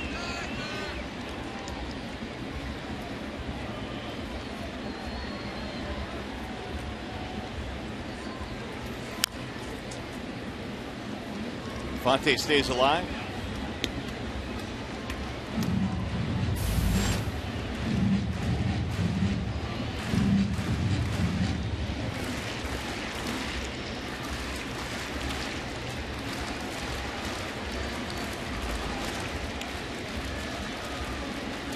And again the 1-2. Ground ball, foul again outside of the bag at third. Omar determined to hit one past the slick fielding third baseman down there, Jose Iglesias.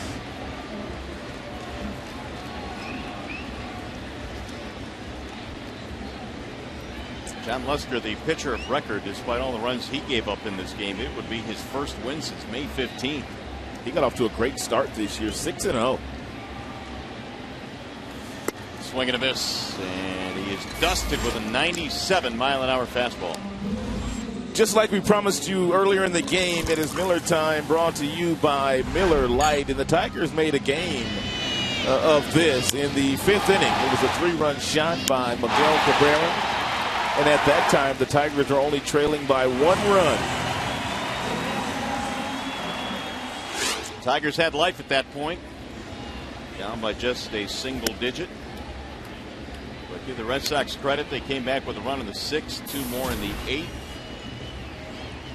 They got a run in the 9th to go up by 5. Good night tonight for Torrey. Single, double, run scored. 2-0. 6 Red Sox with at least 2 hits tonight. But Victorino's had the biggest night. 4 hits, 5 RBIs.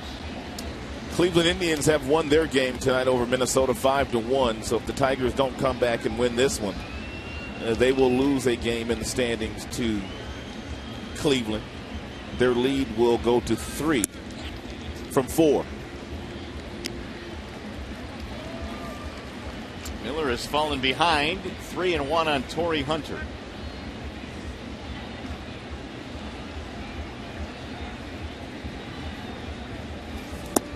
And he walked him.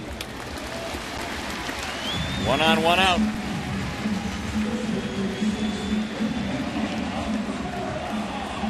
He's going to bring up Cabrera.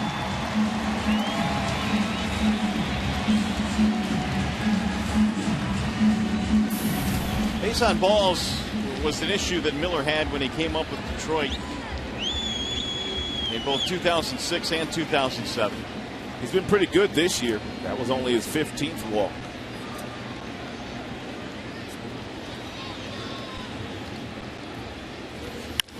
Cabrera pulls it to third and right by Iglesias into left field. Hunter is on his way to third, and he is in there. Boy, was that a rocket. 4-hit night for Cabrera. Yeah, they talk about and rave about the instincts of Iglesias in the infield, but nothing he can do with this one. Ball absolutely scorched off the bat of Miguel.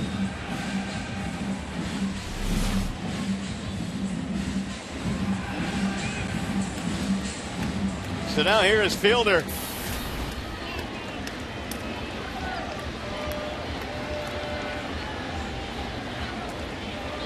Cabrera on base 5 times with his 4 hits and a walk. There's a strike called on Prince.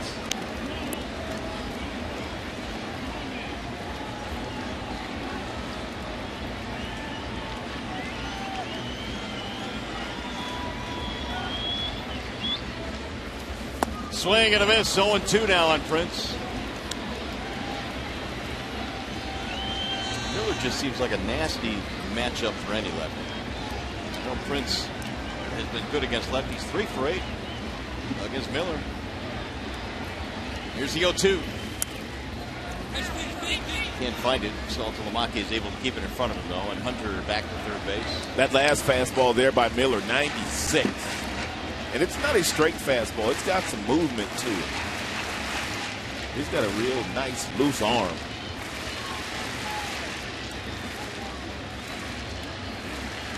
1-2. Popped up foul, back out of play. Fielder tonight, couple of double play balls. He is 0 for 4. All 4 of his at-bats today have come against left-handers.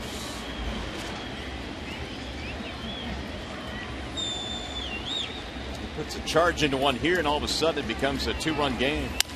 Instead of ground ball to second base, Pedroia spins, fires to second one. A run will score. Fielder reaches on a fielder's choice. Torrey scores. 10-6.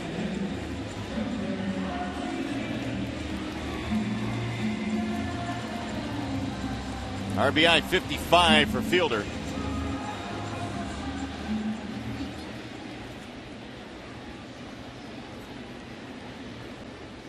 And there are 2 outs now, and it's going to be up to Victor Martinez.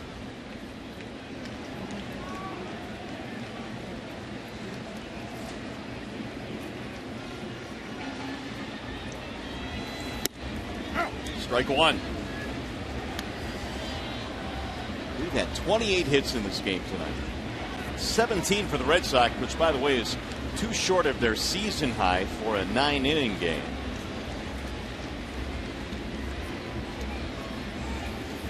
Outside. 1-1.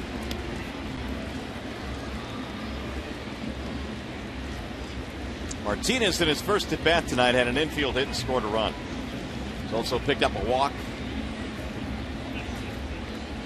Each team tonight has had a 4-run inning. Here's the 1-1. Way inside at his feet. 2 balls, 1 strike. Miller out of North Carolina.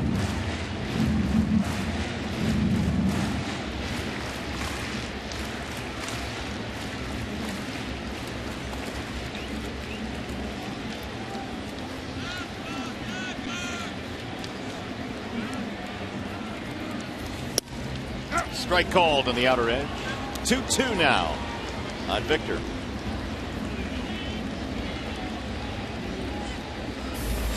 Should Martinez reach, Peralta would be next.